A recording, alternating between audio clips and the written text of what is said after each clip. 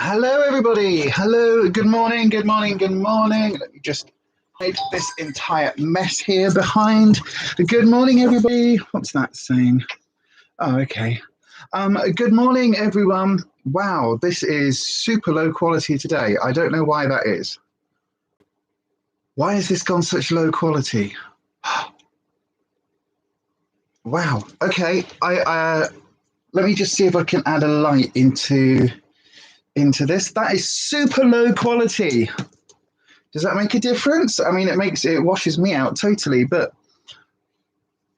okay. Well, it looks like the YouTube gremlins are messing with us this morning because that is the quality that we are working with, unfortunately, everybody. Good morning, everybody. Good morning, Linda. Morning, me duck, she says. Morning, love.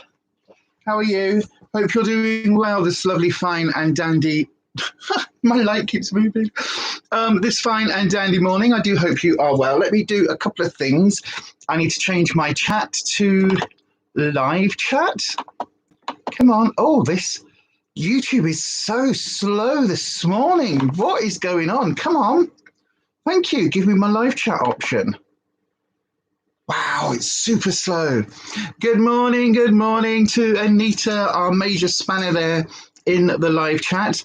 Hi both, hope you're okay and had a good week. Oh, do you want to watch telly, do you, Ruby? She just turned the telly on. Can we not? Can you not sit on their controllers, literally just as I start? Thank you very much. Jim, no. It's good I love you, isn't it? Come here, say hello to everyone on the live. Say hello. Good morning, everybody. Say good morning. Morning. Do you want to come and say hello? Come on, Albie. Up you go. 1, 2, 3. There we go. Hello, everybody, she says. Hello. Good morning. Good morning. There we go. Look, I know you're going to get down in a sec, aren't you? Well, no kisses. No kisses. No kisses, thank you.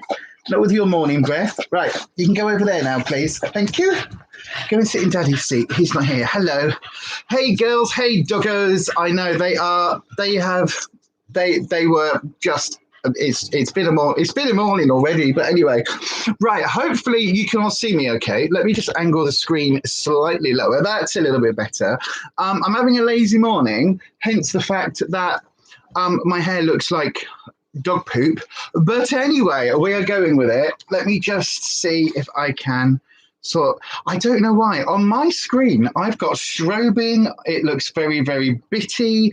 It just looks hang on. Let me see if I can. Does that make a difference? No. Oh, well, it looks like this is the quality that YouTube are giving us today. So there you go. Anyway, good morning, everybody. It is a coffee and catch up, coffee and a chit chat. And it's lovely to have so many here already. We've got 5. It keeps jumping between 5 and 8, so I don't know how many people are watching, but good morning to you if you are joining us. This is my weekly check-in, really, as to how my Slimming World journey is going.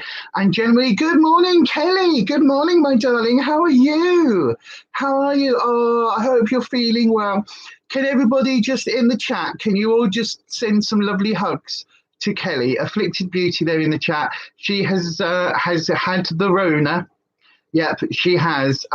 She has tested positive and has all the symptoms and was poorly for a bit. How are you doing now, my darling? Hopefully you are feeling in good spirits and in strong metal. Is that right?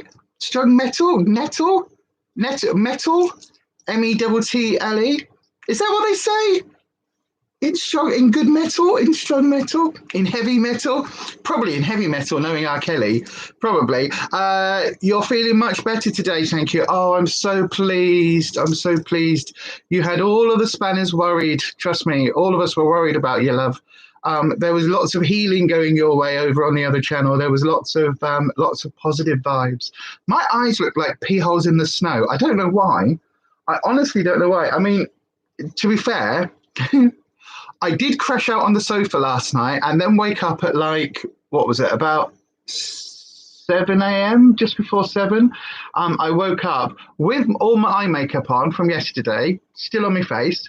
And of course, yesterday would be the day that I decide that I'm going to try a new brand of clothing that may or may not be Killstar. Review coming up on my other channel later today. So I had dark, smoky, gothy eyes. Sort of, it was like a monochromatic white and black moment, but with a bit of lavender, just to, you know, give that through. So I had that all over, really like bold, bright, well, dark, bold eyes. And that was the day I decided to fall asleep. So that was the day that I crashed out on the sofa and then woke up at 7 a.m. with I had that much under my eyes. It was almost like I was doing a Britney Spears kind of moment. You know what I mean? Hashtag free Britney. Big, thick eyeliner. And I woke up and literally I thought I had glued some glue on my eyelashes because the mascara was so thick and it had basically somehow, with eye gunk, I guess, it had just clogged. So I just had this, it felt like, it was awful. It felt like the rubber glue you get when you got false lashes. It felt like I had that all over my eyes. It was horrible. So I then at 7 o'clock this morning, literally bleary-eyed, like, where am I? What planet are we on? Trying to get my eye makeup off, and then I went to sleep, or fell back asleep, and then I woke up probably an hour and a bit ago to find that my eyes were just like, I can't say, everything's bad. So yeah, don't fall asleep with your heavy, dark, gothy eye makeup on. That would be my advice. Because now, like literally, I'm struggling to see anybody because of my eyes. Oh God. Anita's saying it's good that you're feeling better. Thank you. I really appreciate it. You are all amazing. I know, aren't we just? It's a lovely community, isn't it? You were up, showered and cleaning the kitten's room at 7 a.m. I had, well, bearing in mind, I hadn't gone to sleep till 4. I think 4.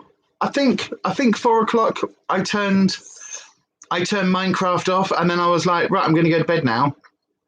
And then I crashed on the sofa. So, you know, it was fine. It was fine. It is what it is. So, yes. So, because if you don't know, like me and Rufus are virtually nocturnal these days. So, yeah. Although that is changing, I am spending more time desperately trying to get into a routine of getting up in the mornings and basically going about my day. Obviously, there's a whole project that we're working on, which is taking a lot of time during the day. So yeah, so it's going well. So anyway, how are you all doing in terms of your Slimming World weight loss journeys? How is everybody finding it? I've got to say, this last week, we'll go on to results and stuff in a bit. But I've got to say, this last week, I am now very bored. It had to happen. I am very bored of burrito bowl mix, our burrito mix, which is a bit of a shame, because Rufus absolutely loves it, and so he would eat it every meal. And if you don't know what I mean by our burrito bowl, there's a video on our channel doing the Slimming World burrito bowl recipe. Go and check it out. Everything up to the point where you add the cooked sort of turkey mince, all of the veggie stuff is basically what we live on.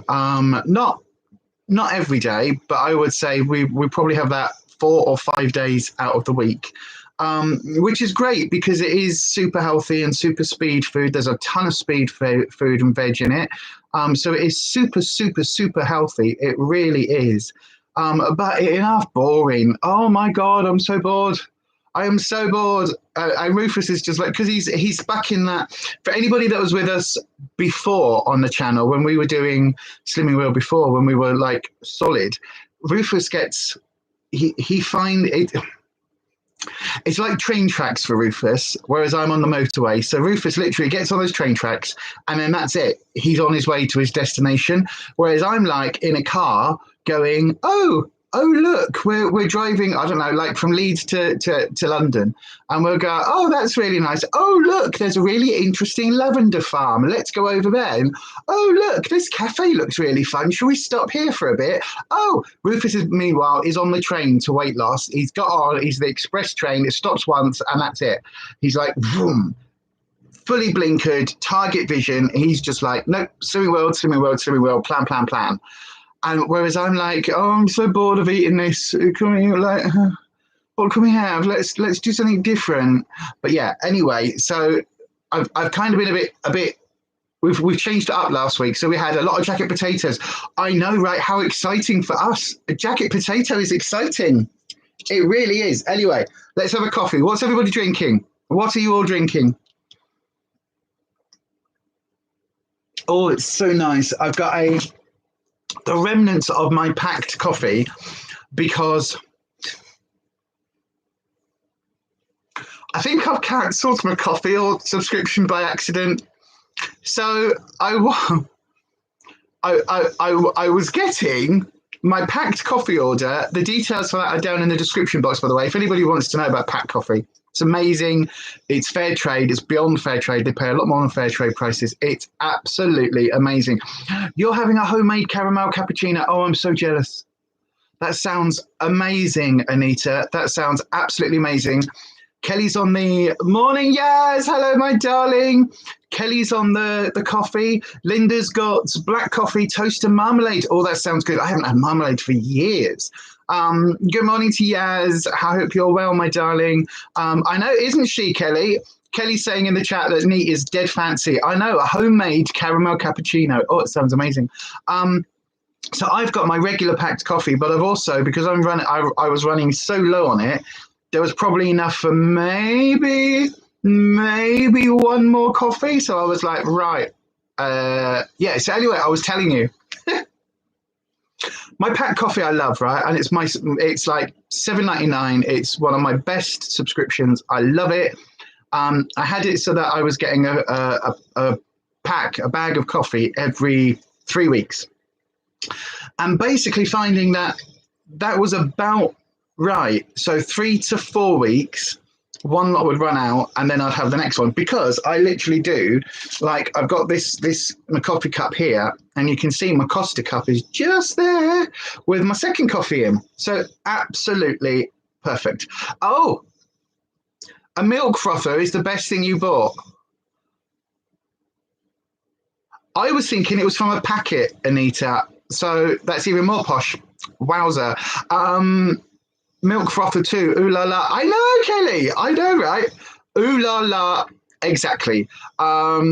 Yes, you're on the energy drinks today. Have felt rough as hell since your second jab, so need the extra boost. Yeah, I was rough after my second jab. I really was. It was a bit rough. Yeah, I was rough. I was rough. I wasn't sick as a dog, but I was rough.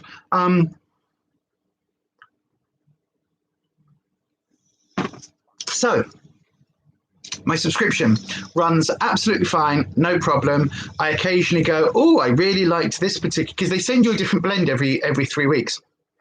And literally it arrives on my door about 2 days after it was ground and packed. It's amazing. So, and then if you like a particular coffee, you can go, oh, I'll have this one again, please. But I like the mix. So sometimes it'll have like, there was one, it had like raisiny, like really deep raisiny flavors in the coffee. It was absolutely delicious. Really, really, really, really, really yummy. And then they've done, like, the last one I had was like a chocolatey orange, like a Jaffa orange one. Really lovely coffee. Anyway, so we had tons and tons and tons. So that's been going really well, right? Then the other subscription that I have, or one of my other subscriptions, is for Diet Pepsi caffeine free, and it's on Amazon. And we've been getting that because Rufus can't have caffeine anymore, but he still really likes, for his weight loss, for his Slimming World journey, he fills his tummy up with like Pepsi Max. That's the way he's always done it. He will absolutely drink gallons of Pepsi Max because it bloats him out, keeps him feeling full, and means he doesn't eat, he doesn't snack. So for Rufus, absolutely perfect. except when he then can't have coffee because of COVID. So, or can't have caffeine because it starts his heart racing and palpitations and all of those issues. So, okay. But you try getting caffeine-free Diet Pepsi or Pepsi Max in the supermarket. It was a real nightmare. Good evening. Good morning, Little Miss Budget. Good morning, Ness. How are you doing, my darling? I hope you are very well this fine and dandy Thursday morning. So I was having that as a subscription. Then we've discovered that the Morrison's near us always has bottles of Pepsi Max caffeine free. It tastes exactly the same. To be honest, it tastes exactly the same, Yaz. Literally exactly the same. So yeah, no difference. So anyway, Morrison's near us, bottles of it.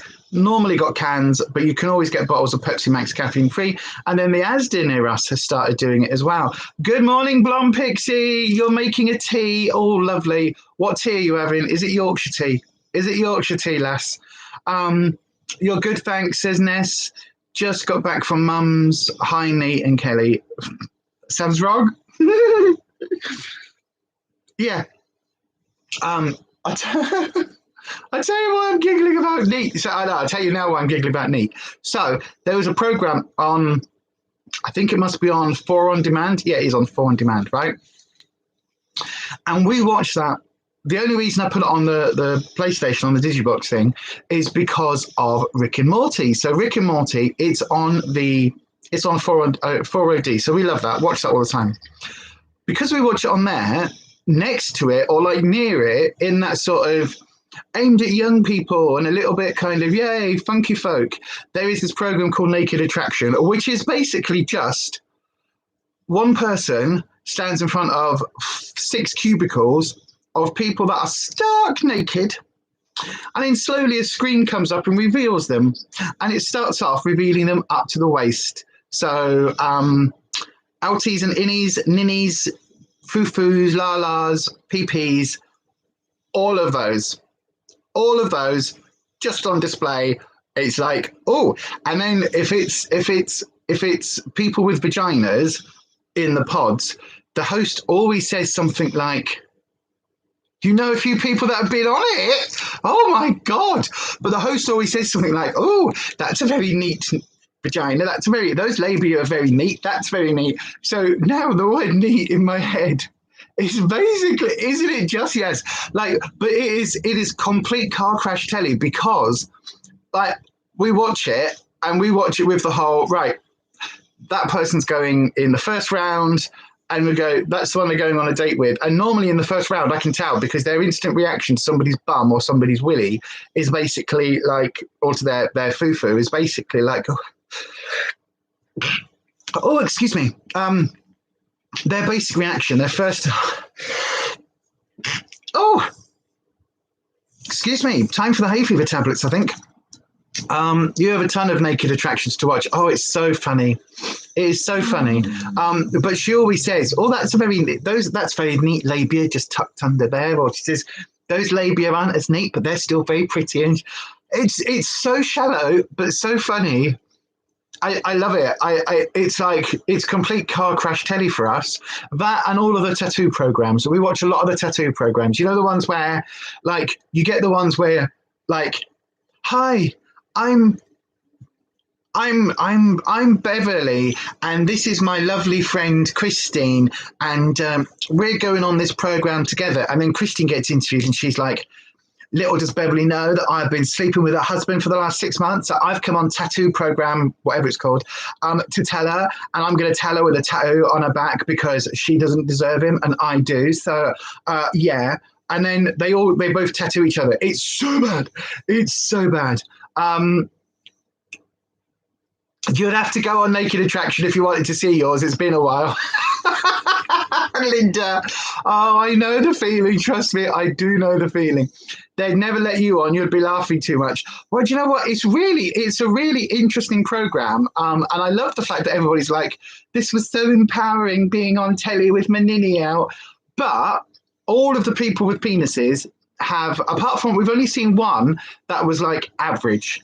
Everybody else is packing, and it's been ridiculous, because there are there are women on there who have got all sorts of body shapes: cellulite, no cellulite, fake boobs, cesarean scars.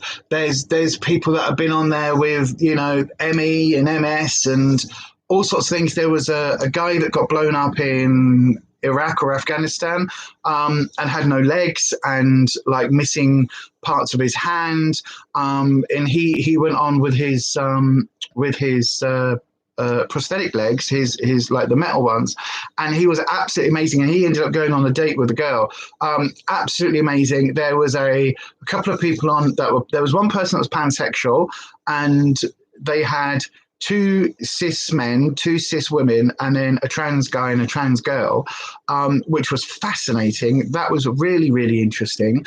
And it's such an interesting program, but also incredibly cringe and incredibly superficial. But it is just car crash telly. It really is. But all of those tattoo ones, just tattoo of us. Oh my God.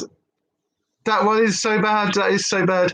Tattoo Fixers, we like that one as well. Yeah, you like tattoo programs, Ness. Yeah, we like Tattoo Fixers. We like, was it Ink Master? Those series are really good. So we watch a lot of those. And like, but it's a bit like, you know, when you watch Embarrassing Bodies, where you go on and you're like, if mine looked like that, I wouldn't put it on telly. No, I wouldn't. No, I don't know how people do it. It's so funny. So yeah, anyway, back to the coffee. So because we found that now our local Asda, not every time we've been in, but most times we've been in, kind of we can get either the bottles or the cans of Pepsi Max caffeine free. And we can get the ones, oh, tell me about it, Yaz. Tell me about it. Ink Master's great, makes you want to get about 1 million tattoos. Tell me about it. I have a list at the moment. Little Miss Budget, I like Miami Ink and London Ink. They're Ink Masters basically takes, depending on which season, it takes tattoo artists and then pitches them against each other. So you'll have like different artists get a canvas and they've got to create something, and then they all sit around and vote off who's the worst. So it's basically like RuPaul's Drag Race or America's Next Top Model or, you know, X Factor, but for tattooers, tattooists, tattoo doers, yeah, them, tattoo artists. So yeah, by the way, can I just say we've got 4 likes on this so far. Can we get some more likes? Can we get some more thumbs uppies, please? Thank you very much. Don't help me out. Thank you. So yeah, anyway, so back to the coffee. So I went online and I thought I cancelled the Diet Pepsi caffeine free because I was getting it on my Amazon subscribe thingy, where about every 3 or 4 weeks I was getting 16 cans for Rufus, which would normally last 3 days because he drinks a lot of it. But anyway, it might last a week if we're lucky. But I was like, right, I'll cancel that because I don't need it. And then we've had 16 cans of Diet Pepsi turn up this week, and I haven't had a coffee. I think I've cancelled the wrong one. I think I've gone in with my poor ADD brain. I think I've gone in and basically gone, oh, I need to cancel my subscription. And I think I've gone and cancelled Pact by accident. So that's a bugger. I know, right? Really exciting story, wasn't it? It went all over the place. I was on that motorway journey with all my detours, and I could have just said, I've cancelled my coffee by accident. But, you know, it was fun. You don't come here for the direct approach, do you? You come here for the meandering, talking a load of crap, eventually gets to the point stories. That's what you come here for. So anyway, I do have to say, I have an extension to my goddess tattoo planned. So I want to have just underneath, I want to have like the half wreath, you know, the ones that they have on, not the EU flag. What is it? It's basically the United Federation of Planets flag. It's the only thing I can think of. You know, where they get like the sprigs of herbs or laurel or whatever it is around the bottom of a thing.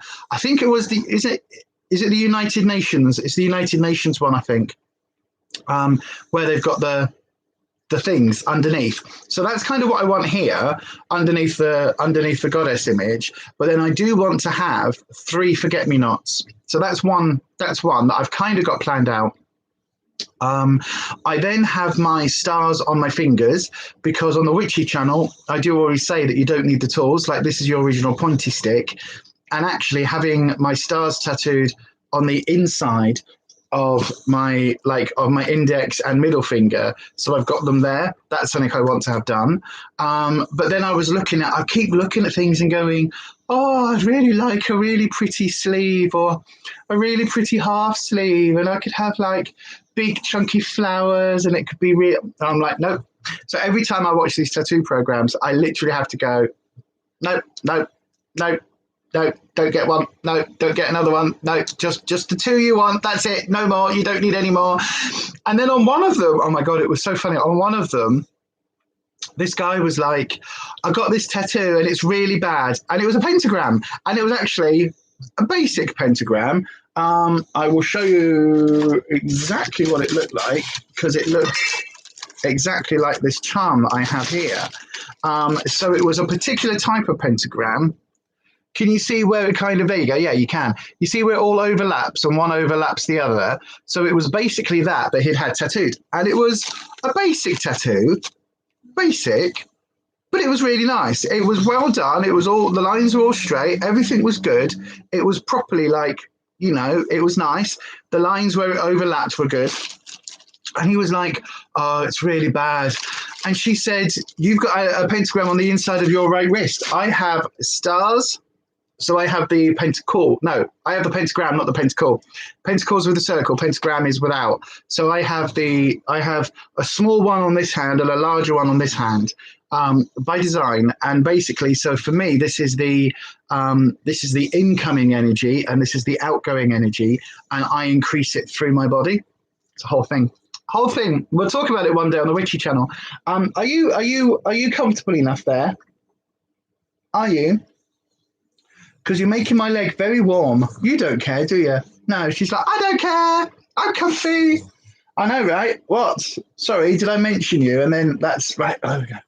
Let me move my leg. Let me move. No. Oh, okay, fine. You're very, Ruby, you're like a hot water bottle today. What? And you're very needy. Why are you so needy? She's being very, like, wanting a fuss. Anyway, so this guy went on with his tattoo, and the hostess was like, did you get that? Because, like, was she a witch? And he was like, yes, she was. She was a practicing witch. And then it was just every bloody witch cliche in the book coming out of this hostess's mouth. And considering it's a program all about tattoos, I thought it was a very unenlightened response. And I did get a little bit like, but he basically got it for her.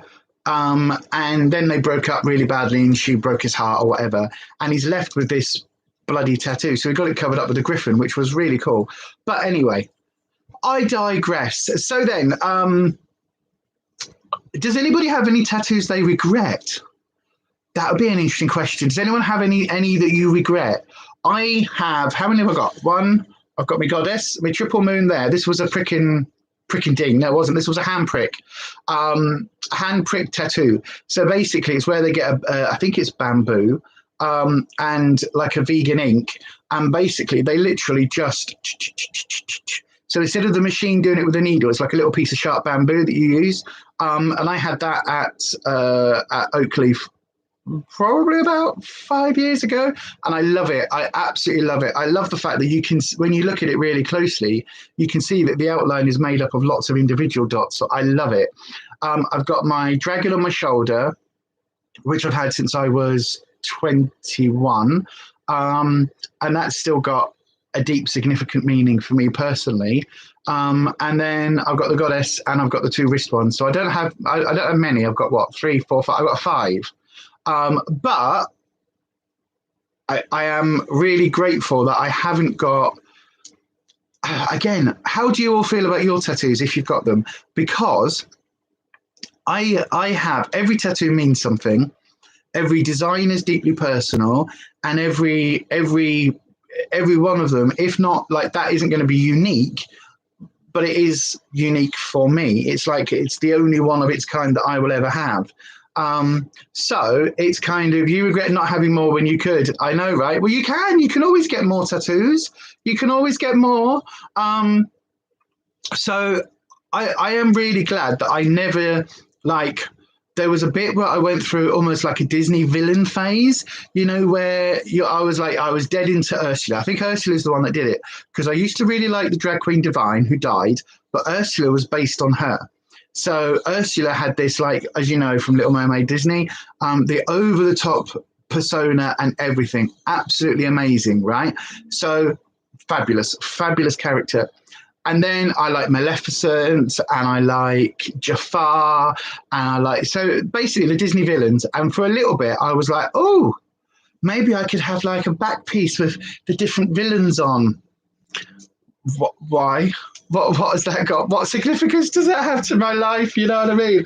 So I could have spent a lot of money and got Disney tattoos. To be fair, once you finish your R&M sleeve, you're planning a Disney one. What's the R&M? What R&M? What's that? What's R&M?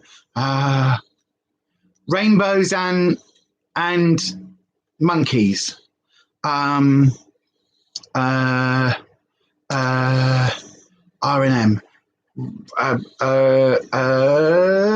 What would R&M be? What could R&M be?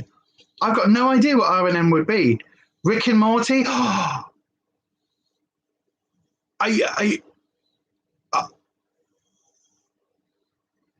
did I know you have a Rick and Morty sleeve? I don't know whether I knew that. Did I know that? You know what my brain's like. You might have told me every single time we have a conversation, and my brain just deletes that information. I don't know whether you ever said that. That's amazing. I want to see full pictures of everything. That's amazing. Oh, I love Rick and Morty. The colours you can have with Rick and Morty would be amazing. Like with that vivid green portal gun, absolutely amazing. Your partner wants to come to Leeds for a weekend to get a tattoo from someone there. Is it Ultimate Skin by any chance? Would that be the tattooer? Because Ultimate Skin is where I had my dragon done, and my goddess actually, and they are ridiculously world famous. They are phenomenal. They really, really are. I want them to do my pointy stick tattoos, my stars. Wow. I've kind of seen it on Zoom, but it's never very clear. It's only a half sleeve at the moment, but will be full by the time you're done. Wow. I got Ness's. I got your response, Ness, by the way, not with your cash flow. They are expensive tattoos. They really are expensive. But the way I look at them, it's like the pointy ones is just a personal thing, and that's not something that's going to be really hugely obvious. But it is like, for a back plate or a back piece, I think it's really,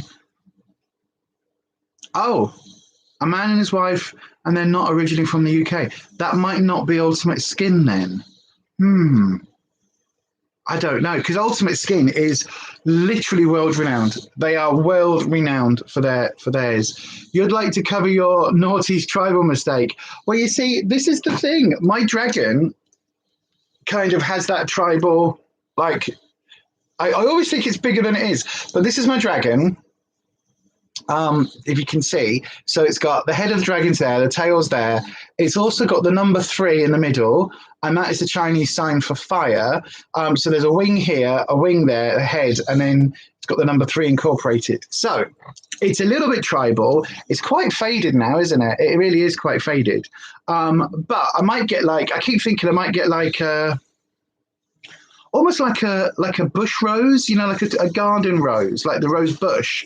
The climbing rose, sorry, that's what I mean. I might get like a climbing rose going up through it. I don't know. I keep thinking about getting something done to it. But that I had when I was 21. And because I designed it myself, based on something that I'd seen, and then I adapted it and changed it and made it very personal. Because I was born in the year of the Chinese year of the fire dragon, and the number 3 is my lucky number. So that's a really like significant tattoo for me. So even though it's in that tribal kind of style, it's still very much a personal one. But The thing is, was it a tribal mistake, Blonde Pixie?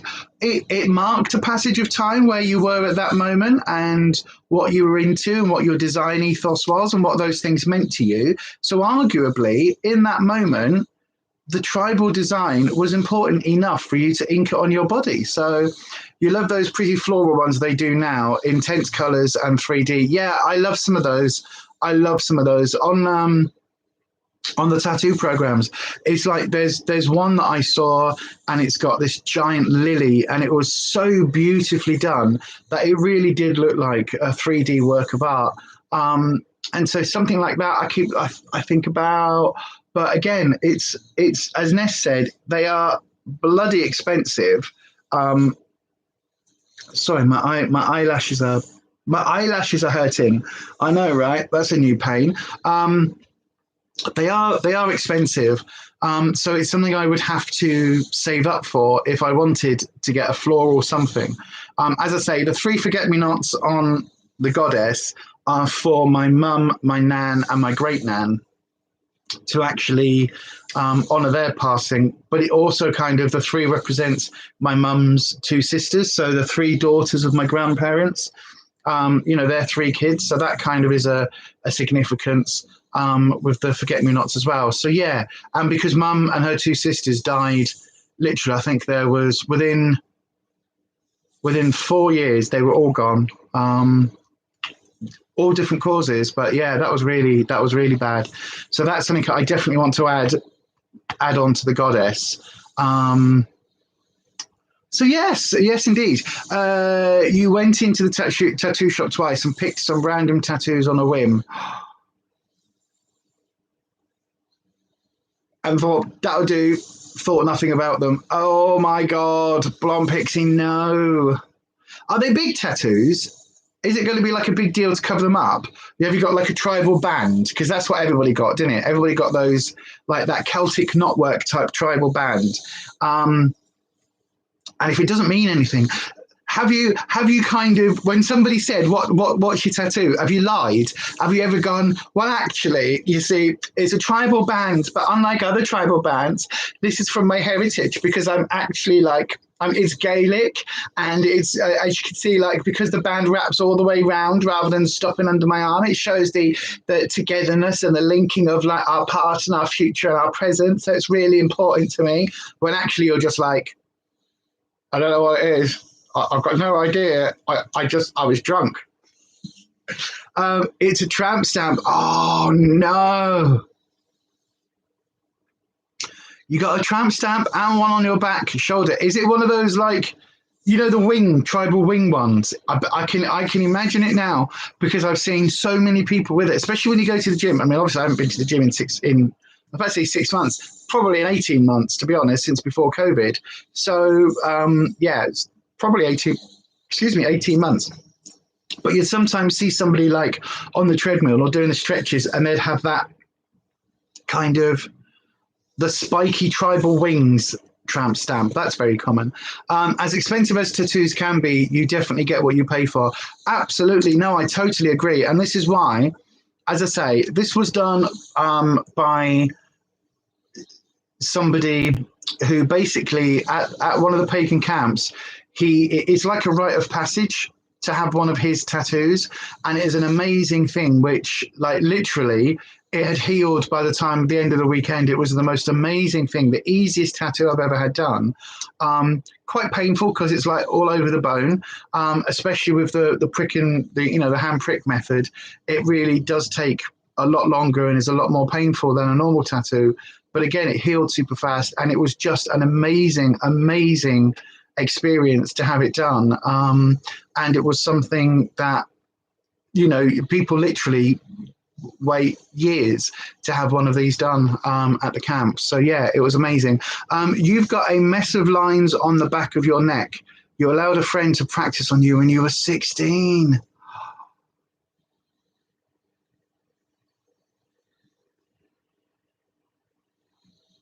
I'm not laughing, Kelly. Oh my God. Oh my God. That is absolutely shocking. Wow. Wow. wow. I mean, it's almost worth keeping it as a memento of when, you know, you made decisions like that. Wowza. Wow. Holy crap. Wow. Anyway, wow. Yes, hand-pricked tattoos take so much skill. You love watching the videos of them. Absolutely. They really, really, really, really do. I mean, it was just a whole amazing experience. And I love the fact that I got the moon, like from the triple moon goddess bit, I got the moon actually with the marks around it. So it looks like the craters of the moon. I just absolutely love it. And like the placement is perfect. The angles are perfect. It's got so much meaning for me. I really do. Yaz says, at least you can hide them with your hair, Kelly. I know, right? That's the only reason she's got long hair. I bet you grew it out. You were like, that looks fine at 16 with your like little pixie cut, and then you're like, I can wear wigs. God, I wasn't laughing at your tattoo. I was laughing at the idea that at 16, any of us know enough to let a friend tattoo us. I don't think I would let a friend tattoo me now unless they were a tattoo artist and had a shop. If somebody just went, look what I found on Amazon, a tattoo gun, should we do it? I'd be like, no, I don't think so. Anywho, you want loads of tattoos, but you're not allowing it until you have that removed. You can have a cover up. Is it big? You said it's a mess of lines. Is it big? Could you not just get a little cover up on it? Because on all the programs that we're watching, all of the cover ups are absolutely amazing. So you know, you could get a really lovely rose or something. At least you've eased off your on a whim stage, your silly 17-year-old self. But do you know what? We've all done it, Blonde Pixie. We've all done those things in our youth. You know what I mean? Just because mine isn't a tattoo doesn't mean I didn't do those things. Luckily, they weren't as permanent. And luckily for me, when I was 16, 17, making these sort of mistakes, not everybody had a phone and a camera and a video camera in their pocket. So, you know, and there wasn't such a thing as Facebook or Instagram or any of that. So we weren't cataloguing those mistakes. Because I think that's the thing, you know, there's plenty of times where I thought, I know, I'll have an undercut and I'll have my hair this color or that color or whatever. And I've done lots of things. And there are oh my God, if we're talking fashion mistakes, there are no photos, I hope. Actually, there were some photos. Oh my God. Yeah, I can see one photo now. Oh God, what's this? It's around 2x1. You used to be, well, very fuck it, why not? Until you had your kiddies. Do you know what? I watched on one of these programs, this mum, and she was, you know, a little bit alternative, but she had the words fuck off in huge graffiti style print on her back, literally above the line of her jeans. So, oh yeah, I forgot, I've got my nose studying. I was just like, what's that? And basically she said that like, she can't tell her kids not to swear because they literally point at her back and go, yeah, but what's that? Nightmare.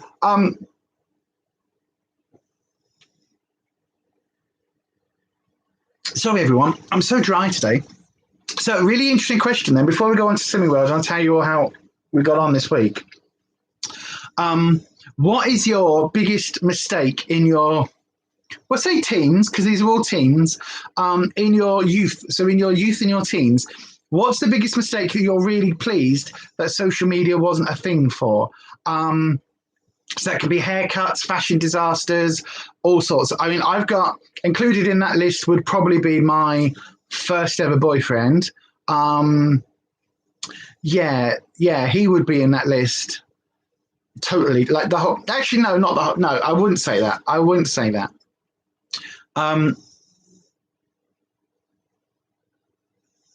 Can you hear them snoring? Ridiculous. So yeah, I wouldn't say the whole relationship would be in there, but like the idea that I would still be in love with this person 10 years later and be willing to put up with a lot of crap and try and go back to this person, even though he was not the nicest, shall we say, and really did do me wrong. Really did me wrong. So yeah, that's a good period of my life that I am pleased that I only have memories that fade. Does that make sense? So I don't have a lot of photos and there's certainly no video from that time.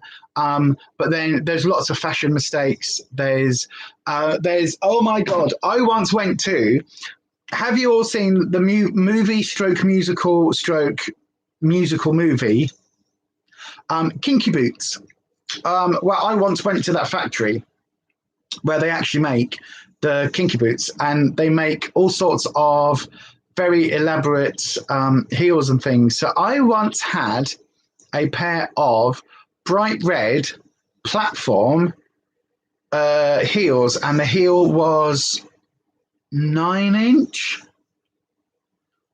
or 11 inch. It was like a really bloody big, and I could walk in them.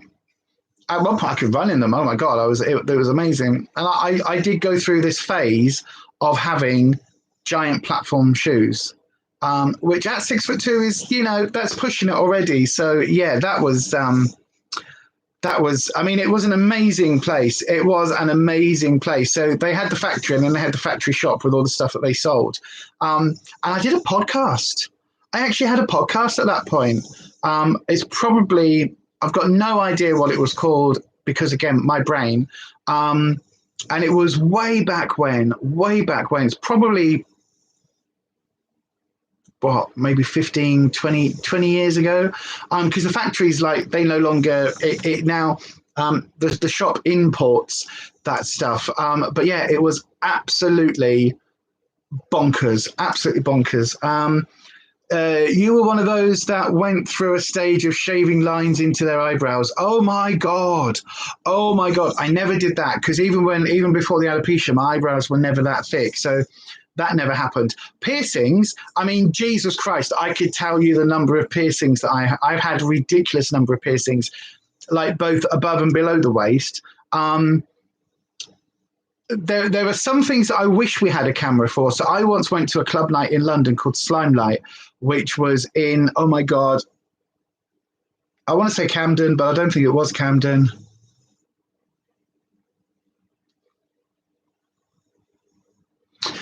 I don't think it was Camden, but I want to say, anyway, so we'll say Camden. So I went to this club night, and the guy that I was seeing at the time was a body piercer. So I went with a Jacob's ladder, which normally is a series of piercings that you have on your willy. But I had a Jacob's ladder on my arm. So I had, and basically what they are, they're like a series of piercings that do this. And you normally have them with a bar, and they go on your widgie, and they go up like this. And so the idea is, like, when somebody with a penis gets erect, it kind of is like it's ribbed for your pleasure, if you know what I'm saying. So that was kind of that's what a Jacob's ladder was. But I didn't, obviously, that wasn't something for me, but I wanted, and I was into the horror scene, and I was into the Cenobites, and I was into that whole, like, really gothy subculture. And so I had a Jacob's ladder. I had temporary tattoo needles. They were temporary piercings. And basically the needles went one that way, one that way, one that way, one that way. And I had a whole bunch of them going up my arm. And then what you'd do is you would snip the end and then put a little rubber cap onto the pointy bit. So it was just sharp enough to kind of put a rubber cap on, but it, like, if you scratched it would be sharp, but it wasn't needle sharp. So it wasn't dangerous. Yeah, sorry, I need to go and take the dog out quickly before it rains. We'll pop back in if you're still on when I get back. Okay, my darling. So I once went clubbing with that. I thought that was really cool.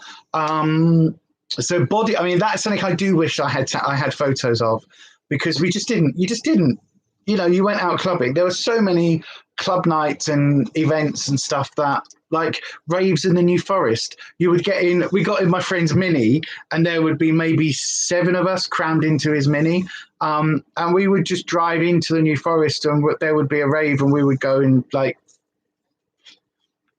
early 90s, well, mid 90s, mid to late 90s, you know, illegal raves in the New Forest. It's what you did. And so, yeah, I'm probably glad that there weren't photos of me passed out or, you know, vomiting my hair or whatever. But some of those mistakes, oh, hang on, what does Blonde Pixie say? Probably big razoring half your hair, giving yourself a wedge haircut. Oh, my God. It's been completely matrix bored, but your mum caught you. No way. Oh my God. Oh my God. Oh my God. Well, I once went from having my dyed jet black goth hair, which was probably longer. Yeah, I'd say longer than it is now. But my hair at the time was before alopecia, before any of the thyroid issues. So my hair was super, super thick. So it was really heavy. And basically it would go this part of my head, the hair, the weight of it would pull it down. And then you can see it's kind of curly. So this part here would then frizz out at the bottom. And it looked like Darth Vader's helmet. But anyway, so that was my hair for the longest time, jet black. And then one summer I'd had enough, so I walked into the hairdresser and I was just like, I basically did a Britney. I literally went, "Can you shave this off?" And he was like, "You'll regret it." And I was like, no, I won't. Just shave it off. And basically insisted that the guy put it on. I mean, it was on the longest clippers, but put it on the clippers and then went for it. And he was like, "Look, I'm not sure." I was like, "Look, pass me the clippers." And I literally did a Britney. I went, zip. I was like, "Right. So now you can leave it like that, or you can make it all look good and, like, you know, have it cropped at the back or whatever it is, you know, where they layer it and stuff. Like, or you can do it properly, or I can just walk out with this bit missing. I'd much rather you fix it." Because he was adamant that I would regret it. And I didn't regret it for about 2 hours. And then I cried. Cried a lot because it took me so long to grab it out. And then I was just like, oh, well, that's me never having long hair again, because that in between phase I couldn't deal with. So yeah, there's lots of things like that. Anyway, let's talk about Slimming World.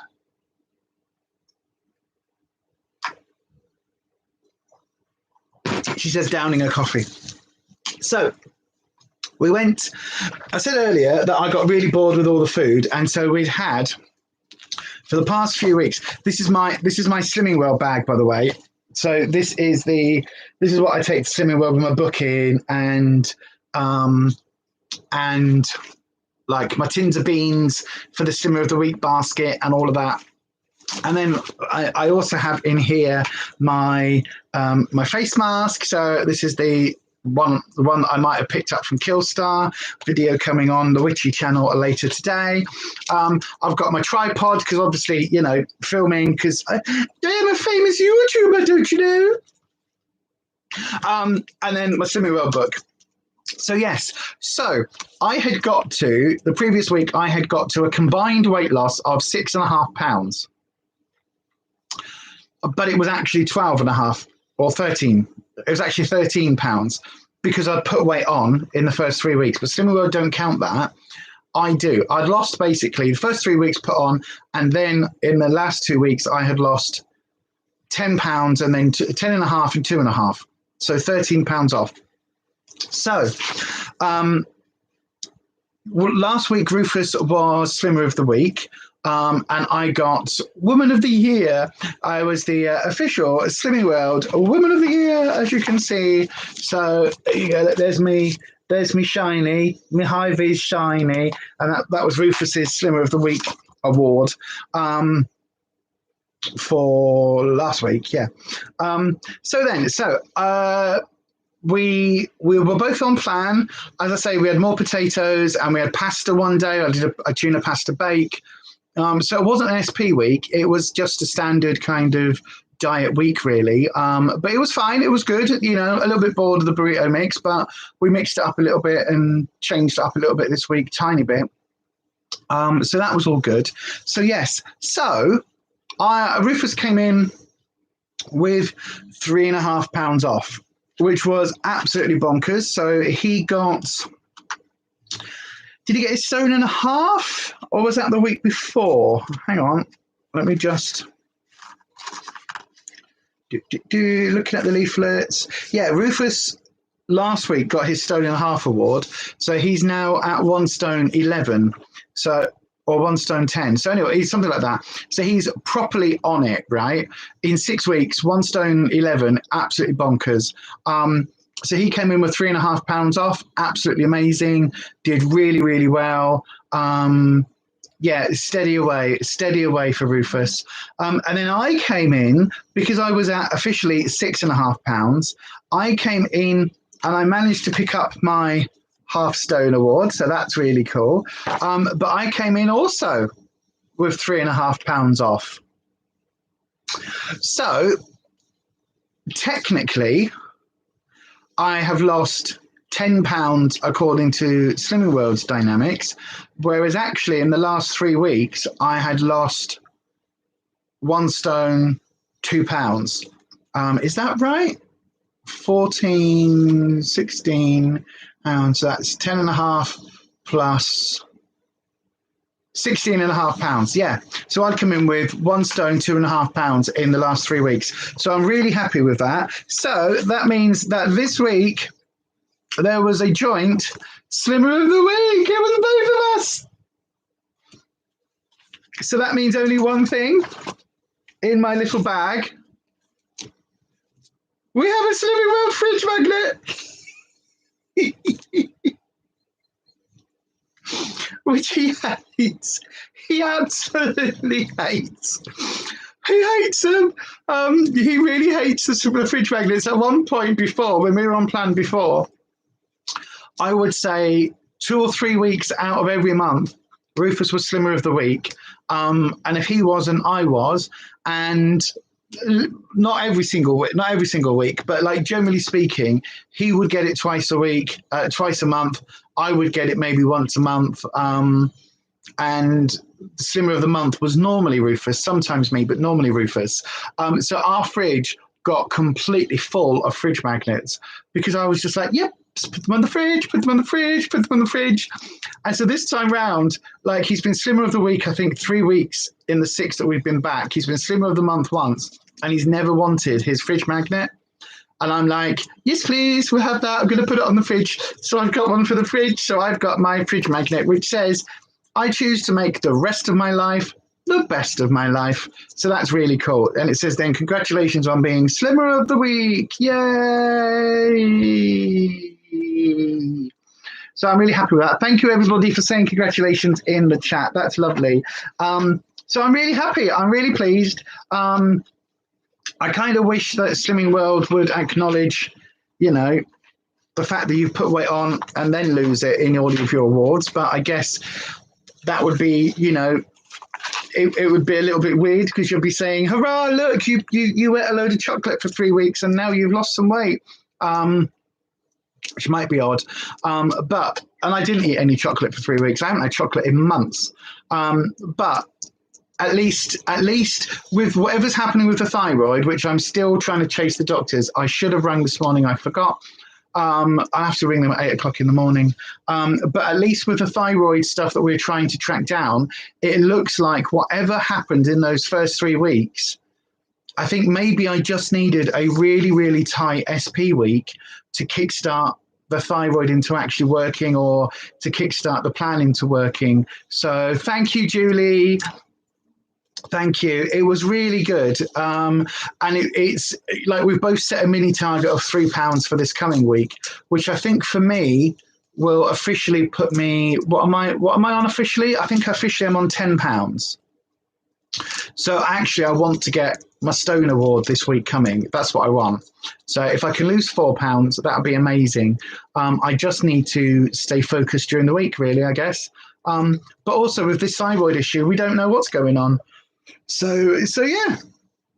So literally, the Slimming World WTF is what the flipping heck. You know, I matched Rufus's weight loss, which is ridiculous. I've never done, well, I have done that in the past, but very, very rarely. Normally he's stomping far ahead of me. So and to come in with 3.5 off after the first 3 weeks of plan, that is, I'm happy with that. I'm so happy with that. Especially because when we went, like in the car on the way there, I always say to him, what do you think you've done? And he was like, what about you? What do you think? And I was like, I don't feel any lighter. I don't feel any different. I'm just as bloaty. Like I'm solid tummy again. So I was like, I don't know. I said, you know, if I've lost 0.5 pound, then I hit my 0.5 stone, so I'll be okay with that. I said, but whatever. I said, as long as I've not gained, because we just don't know what's happening with me. So yeah, it was a total WTF. I got on the scales and I was like, okay, 3.5. I was like, because no, I had my watch on. I had a really big hair clip in. It sounds ridiculous. You know, like the big elasticated ones. I've got a chunky one. It's got beads in it. That and my watch probably weighs 0.5 pound. In all honesty, it really does, because it's like they're both quite. I mean, obviously my smartwatch is fairly heavy. I know, right? Look at that, getting me knee out. So yeah, so I was. What was I saying? Sorry, I've got a bite, a gnat bite on my knee. I was just scratching. What was I saying? I was saying something. Yeah. Anyway, so yeah, I was super happy to do that this week. And it is for me, getting a fridge magnet, getting a little and a certificate is a big deal. For Rufus, it's just like it doesn't mean a lot. But for me, it's kind of like it is an important thing, because it does just acknowledge the work that I'm putting in every week. But this is our plan now. This is our life now. Eventually, give us a year, 18 months, and we'll be going for consultants ourselves. Because you know, it does work. It does. The plan does work. It's boring as hell, and I argue with it, and I have issues with Slimming World and the cult of Slimming World. And if you go back on this video, you'll see, like, when we left group, there was a whole video I did explaining why, and I still have some of those issues. You know, I know full well that eventually, when Slimming World releases their range of Slimming World yogurts available exclusively in Iceland, because you know that's coming, like, I know then that Muller Lights will be heavier sinned, and so things like that I find really odd. I find it really odd that things like their attitude towards smoothies, I think, is really weird, and fruit, where if you cook fruit, it means you've got to sin it, but if you eat it, so I sit and eat three whole pineapples, not a problem, but I sit and eat a bit of stewed apple and I've got to sin it. I don't understand how that works, you know what I mean? So there's lots of issues I have with it, but I also know it works. It does work. So yeah, so that's me. I've got to stick to it now. Stick to the plan. Stick to the plot. Keep going. Tick away every single week. We have got the. I say there's the giveaway coming up as well. So if you don't know, by the way, everybody, go and check out. There is a giveaway on this channel and on the Witchy channel. There are 2 videos called giveaway. The giveaway is worth over £266. It's easily worth over 270 now, because I'm adding in another Slimming World cookbook, because we picked up the little book of sauces. There we go. This is one that we already had. And I didn't know that. So we picked this up at group last week, and then I got back here and I was like, oh, it's on our shelf. Bugger. So there's another one of these going in the giveaway as well. Not this one, because this is our one. But basically, it's got all sorts of recipes for like a Thai red curry sauce and a Thai green curry sauce and a lemongrass and chili sauce and all of that. So that's going in as well.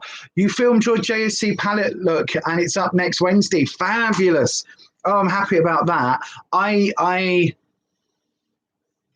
Did I film yesterday? I didn't film yesterday's look.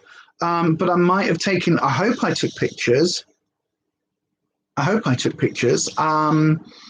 it's another one using a Revolution palette that is literally can I get a face out of this palette? If I can, great. If not, it goes on the giveaway the giveaway or the donate pile. So that's been really interesting. But yeah, it's I'll look out for that, Ness. I really will. what was I going to say? What was I going to say? Oh, yeah. So this has gone in the giveaway as well, or like one of these. And there's a shopping list in the giveaway for the Slimming World stuff. Good morning, Sam. Good morning, mate. Or good afternoon now. Yes, it is good afternoon. Good afternoon, everyone. Hi, Sam. I hope you are well. So if you haven't already, do make sure you go and check out that giveaway video, because as I say, it's now worth probably getting on for 280 quid because I've bunged some other bits in it as well. So yeah, make sure you check that out. You can enter on this channel 3 times. You can enter on the other channel 3 times. And if you follow me on both Instagram accounts, which is Beyond Authentic and Beyond Authentic Health and Beauty, then again, you also can double up those. So it really, really is. It really is a good opportunity to go and do that. Thank you, Sam. Nice to be able to catch you live. I know, right? You've just missed the announcement of what we did. So both Rufus and I took off £3.5 this week. So, and I got my Half Stone Award. And even though it's more than that I've lost, but anyway, and I picked up a fridge magnet. So yes, that was really cool. Because we both got Slimmer of the Week as well. So jointly. So that's cool. So it's going all right. It's going all right now. It really is. It's ticking over. It's going well. Everything is kind of doing what it should be doing, which is amazing because for the first 3 weeks I gained, which was awful. But yeah, anyway, so Julie Parish, have to love and leave you all. Have a great week. See you then, and take care, everyone. You will do, my darling. See you soon, Julie, my love. Don't forget, check out the giveaway. Everybody check out the giveaway. Because as I say, there are now 4 Slimming World cookbooks or recipe books in the giveaway and a shopping list. So if anybody isn't a member of Slimming World and you want to get your hands on some of these books, you can only get them if you look on like Depop or eBay or somewhere like that. Otherwise, you've got to pay your £6 joining fee and your £6 weekly going along and paying to get waived fee. But yeah, thank you, Sam. Amazing. Well done, you and Rufus too. I know, right? We both did really well, actually. I am really pleased because, again, you know, it's just going to be really hard this time round. It really is. It's obviously last time we were fully super committed was about 4 years ago. Because time just flies, doesn't it? 4 or 5 years ago, and we both lost a shed loads of weight. But there is a big difference from trying to lose weight at 40 and trying to lose weight at 45, especially with the thyroid issues and post-COVID and everything else. I mean, I don't know whether I'm still have some lingering sort of side effects from COVID the same way that Rufus does. I know that, you know, this could well be linked in with long COVID as well as the fibro, as well as the thyroid. Who knows? Who knows? All I know is that I just need to knuckle down every week, keep my head down, and just keep on plan and just keep plugging away. Elvie, what are you doing? What are you doing? What are you looking for? What are you looking for? What?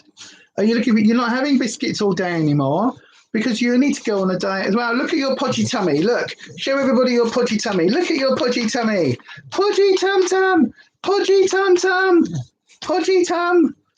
I know, we love you. There's no body shaming. You can have a podgy tummy if you want, but it's not super healthy. It's not super healthy. Elvie's not super healthy. Are you? So we've got to keep you both on a diet now. So you only get biscuits in the evening time, and then don't show everybody your ninny on camera. You. She's like, look at my tummy as well. Look at my tummy. Yes. Oh, we love our fur babies. Oh, there goes my Slimming World book. Oh, damn. So yes. So how have you all done this week, everybody, with your weight loss journeys? Those of you that have been on them, have you weighed in? Have you gained or maintained? Have you lost? Let me know down in the comment section. If you're watching this on the replay, by the way, if you're part of the replay crew, what can we have as the emoji today? What should we have? We'll put the dog emoji on. We'll have the dog emoji because these two are, you know, aren't we? These two are, what are you doing? What are you doing? Are you photobombing? Are you coming here? We're going to get kisses. Oh, quickly, because your daughter's going to squeeze in. There we go. Yeah, so we'll have a doggy emoji, please. Especially with the oh god, it's much more difficult to lose weight the older you get, especially with the menopause. Well, for me with the hormones, it's done the same thing. You stayed the same again, but at least it isn't a gain. No, but that's still good, Ness. That is still good. Are you like, be honest with yourself? Are you on your plan? Are you sticking to it? Are you, you know, whether you're on Weight Watchers or Slimming World or healthy eating or calorie counting or whatever, are you sticking to your plan? Because there is a YouTuber on here, and I can't remember her name. Her name escapes me. But she always wraps up her Slimming World videos with the phrase, it'll work if you work it, it won't if you don't. And that is very true. That is very true. It's like, you know, I could sit here and say, oh, I'm eating really healthy on plan, but I'm actually eating like chocolate or biscuits or crisps or something. And all I'd be doing is lying to myself, lying to all of you, and also sabotaging my own journey. And so for me, it's literally a case of, you know, I have to be brutally honest, which is why those first 3 weeks hurt so much, because it was like, I haven't cheated, I haven't gone off plan, I haven't eaten above my sins or, you know, 3 times my cheese allowance or whatever it is. So, you know, I didn't deserve those gains. But again, at least it's led to now this thyroid investigation. Sam, you stopped weighing yourself because I was getting disheartened, but I can feel my work trousers a tiny bit looser. Well, that's good. An on-scale victory works. That absolutely works. Am I heck? But if I do try to keep it, you do try and keep a check on what you're having. Well, this is it. And to be honest with you, Ness, it might just be that it's not the right time for you right now to do that if you've got lots of other things happening as well. But it also depends on kind of how, like, it depends on how focused you are. And if your weight loss isn't a priority at the moment, then, you know, it's going to be one of those things that, you know, if you're not working the plan, then it won't work. And you won't be, you know, there is no magic formula, unfortunately, as much as the Slimming World gods and gurus like to sort of say that it is all about satiant quotas and everything else. It is basically calories in versus calories out.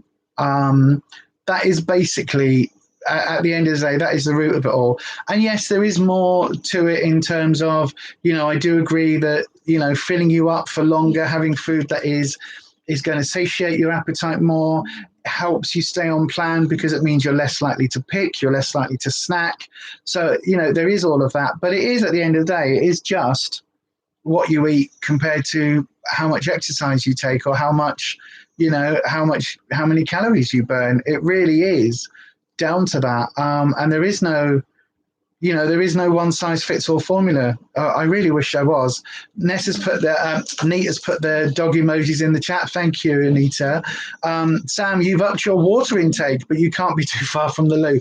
That's the only problem, isn't it? And again, Sam, I don't know how old you are, my darling, but literally, let me tell you, if you haven't experienced this yet, when you get into your 40s, if you can sleep an entire night without waking up for the loo, that's a major, major bonus, because trust me, can't remember the last time I did that. Truly, see, your heart isn't in it right now. You get bored too easy. And same so with Sam, tell you about it. I know, right? But that's the thing then, Ness. So then don't worry about gaining weight or maintaining. Like, don't, like, literally take it off the table. If it's not the right time for you, it's not the right time for you. What I will say, though, is just keep an eye out on, you know, if you start gaining and that isn't what you want, then just, you know, pull it back a little bit. But it is one of those things where, you know, I could not, and we tried to rejoin Slimming World, and we did rejoin a couple of times, and we tried to do it on our own without the group, and that just was a failure because it is really difficult. It is really, really, really hard. You're 35, Sam, but you have the bladder of an 80-year-old and ongoing medical. So the water increase is finishing you off. Absolutely. So all I would recommend then, Sam, is get some shares in Tenor Lady, because damn, you're going to need them. You stop drinking fizzy drinks because of that. They are diuretics, and you was getting up at least twice a night. Now it's once a night, a couple of times a week. That's good. That's good. It depends which fizzy drinks, because again, not all fizzy drinks are equal. But yeah, absolutely, Nate. And it may not also be the it depends what you were drinking, to be honest, because like with a lot of stuff, it's like I've got to be careful which sweeteners I take. Oh gosh, I've got to be careful which sweeteners I have, because some of them interact really weirdly with my diabetes, and so my body can process it like sugar.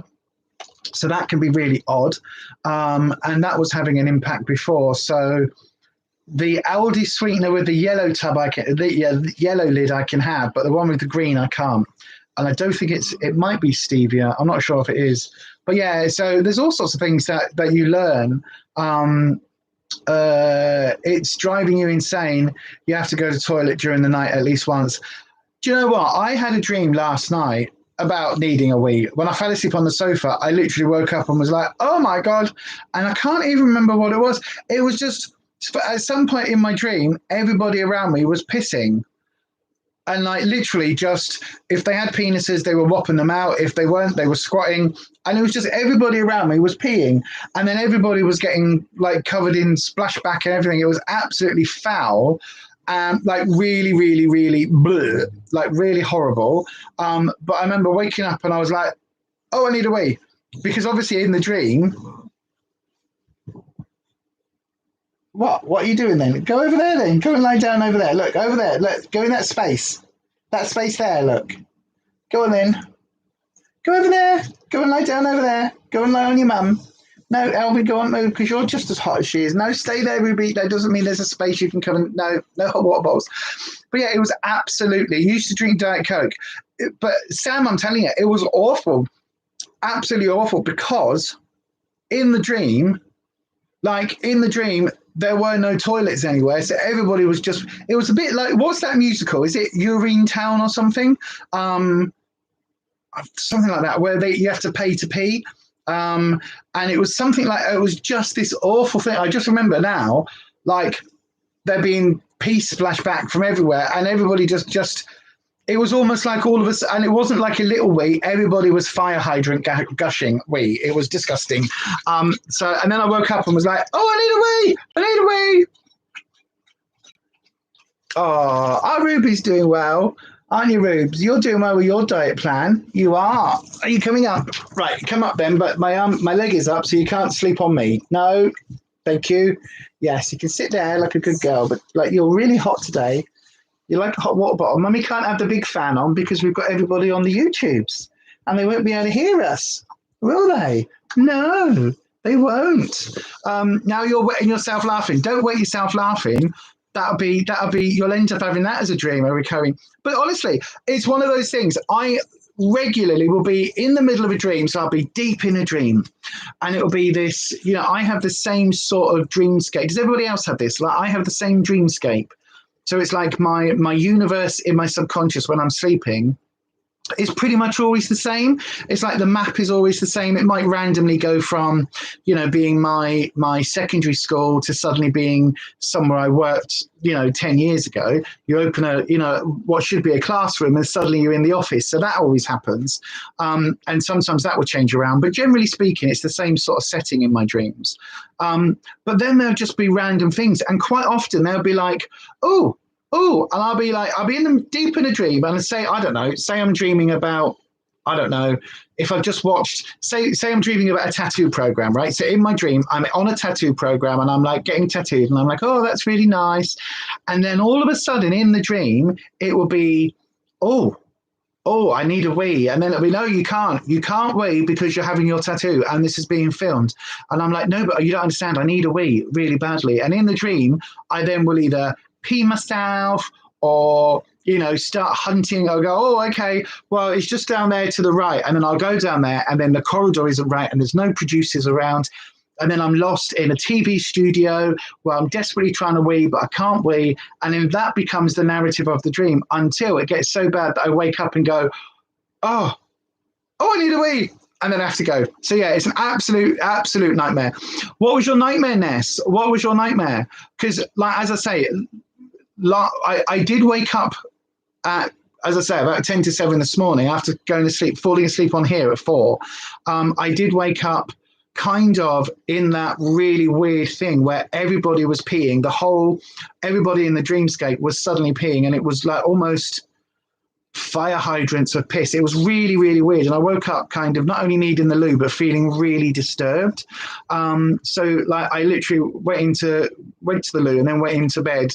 And like Rufus was like, are you all right? Are you coming to bed? Because he had already fallen asleep.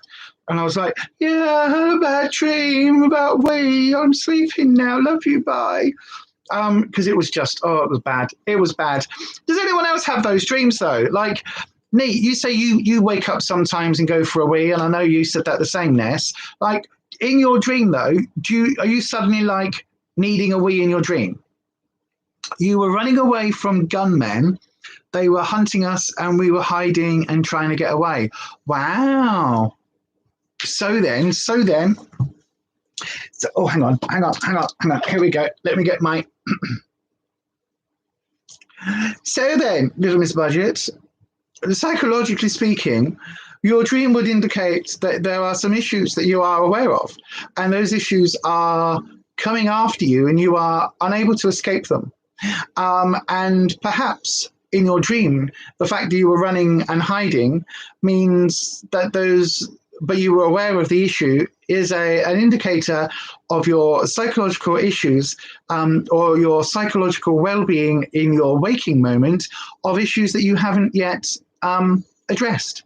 So maybe one should look at the meaning of those issues that haven't been addressed. Or something like that. I love dream interpretations. I absolutely. Oh, just found my disabled key, the toilet key. Talking about needing a wee. Jesus, right? Hang on. But then you see, then I can put on my hippie chick specs, and then it's far more like, hey. So that's really deep dream. That's such a deep, meaningful dream, man. That's like so cool. As we are still going, your worst nightmare always starts with you waking up in bed. So freaky. I know, right? I for a long time, I used to get those. We're still on, Jens. I used to get those, you know, those dreams where you wake up, but you are kind of, you are frozen. So like literally like sleep paralysis. Have I been bitten? I've been bitten again on my ankle. These bloody gnats. I swear down. I don't know whether it's a diabetes. So my blood is like syrup to them, where it's like, oh, look, oh, Lisa's an all-you-can-eat buffet for gnats and midges. But I have been absolutely bitten again on my ankle. Jesus. In fact, I think there's 3 bites there now. That is shocking. That is really itchy, really shocking. Anyway, leave it alone. Don't think about it. Switch it off. Switch off the itchiness. What was I saying? Yeah. So when I was a kid, I used to have this dream, and it was a recurring dream. And it was basically, you know that scene in Indiana Jones where the giant ball, like the stone ball, rolls towards him and he has to run away? It was basically that.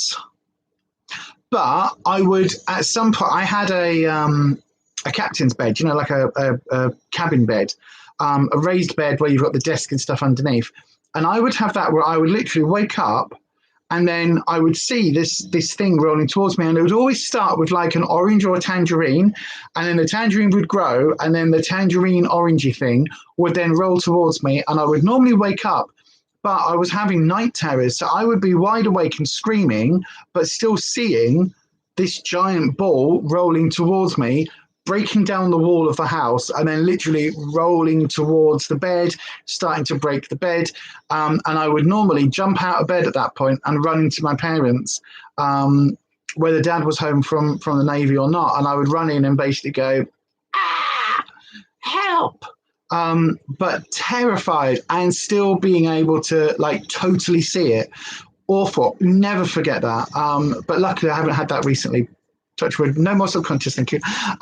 You never need a wee in your dreams, but when I fall asleep on the sofa, I always dream that I need to open my eyes, like I have to drive, but can't open your eyes, etc. Wow. It's just your subconscious telling you to wake up. It absolutely is. Absolutely is your subconscious telling you to wake up, because obviously for you, so do you have an uncomfy sofa? Do you have one of those sofas where you're like, if you fall asleep on it, you wake up going, ow, ow, ow? Because ours is getting like that. We've had this few years, probably 5 years, and it's one of the recliny ones. So like this seat and Rufus's seat recline, because we've got it up against the wall. We never use that, but it means that like it's got a big metal thing going across at this, on the middle seat. So that can be really uncomfortable when you're lying on it, especially when, like me, when I fall asleep on it and just black out. That's really bad. So yeah, that's not good. You don't remember your dreams very often anymore, but there are ones from years ago that I can still remember. Oh, absolutely. There are dreams from when I was a kid that I remember as vividly today as if it was a movie that I watched. You know what I mean? In fact, probably clearer than the movies. Look how grey my hair is going. I know I say this on every live stream. I'm like, look how grey I am. And then when I look in the mirror, it doesn't look quite as bad. But you can see the grey. You can see where like the thyroid and the alopecia are taken away, like I'm shedding. But also, like there is hair here. It looks totally bald, but there is hair here. It's just coming through really, really grey. But I'm loving it. I am loving it. I am loving, like I'm growing out like my sidey bits here, because I used to have it like cut up quite high, and now I'm growing this out. So I love the fact that all of this hair is coming in, and it's like, it is grey. It is absolutely salt and pepper grey. I love it. I can't wait. And I know the thing is, I know once I get to the point where my whole head is grey, I'm going to be so pissed off. But like, whilst it's happening, whilst the grey is coming in, I actually quite like it. I mean, look at this grey. I quite like it. It's kind of got that.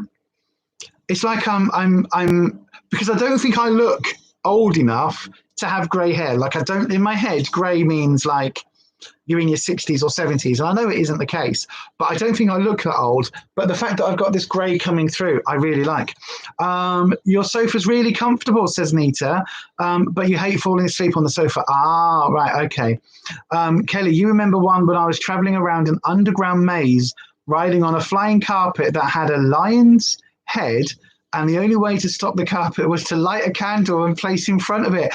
Wow, very mystical and weird dream that was. That is, that's like a half a movie you've got there. That is literally, it's like Labyrinth, or back in the day, Dark Crystal, Labyrinth, and what was the other one?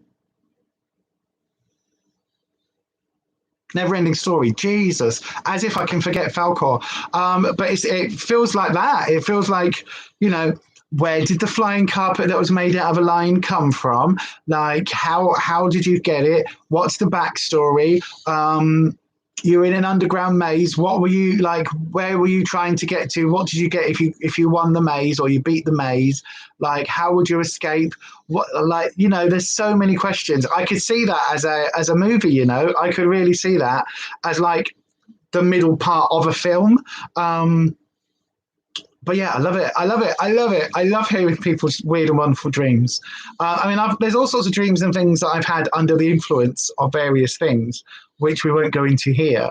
But I think those childhood ones of having that giant orange become the Indiana Jones ball roll towards me, and like that was probably one of the ones.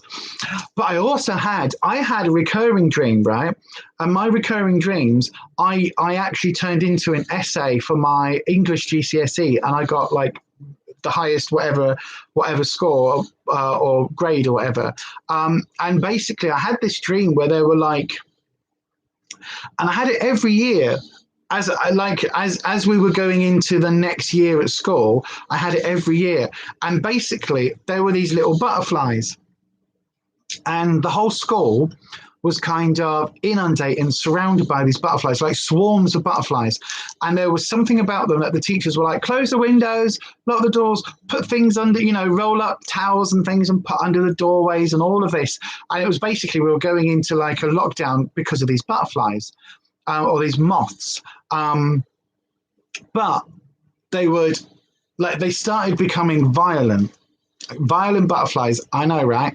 So they would then, you know, like in the birds, they would fly at the window and smash against the window. But basically, one of them got in and ended up being twatted or something. But it was basically killed. And the dead butterfly was actually like a really gruesome, horrific little alien where the butterfly's body should be, was actually this little like alien monster thing. And it looked a little bit like a sort of like a Star Wars, one of those like Weasley rat creatures that's in Jabba the Hutt's. So you've got Jabba the Hutt and you've got like, he's got a little like Weasley thing, like a little puppety thing. It looked a little bit like that, but it had this thing on its head, which was a spike. So that was that ended the first year of going to secondary school. I had that dream and that ended. Then we moved up a class and basically the dream continued, right? And what happened is more of them were getting in and then they were growing full size to be these hideous monsters with this spike. And what this spike would do they would basically like headbutt it into somebody's head and suck out their brain juice. I know, right? And then so the first dream ended with the shock discovery that this thing was a little alien and not a moth. So the first act, if you like, of the movie of the three dreams was normal at school, then a couple of these moths, and then swarms, and then fighting the swarms, and then finding out it was actually a monster. The second bit then, so the year after, I then had the same dream. And it basically, I know, right? It is something like The Mist, or can you imagine The Swarm? And it's just all these butterflies, you know.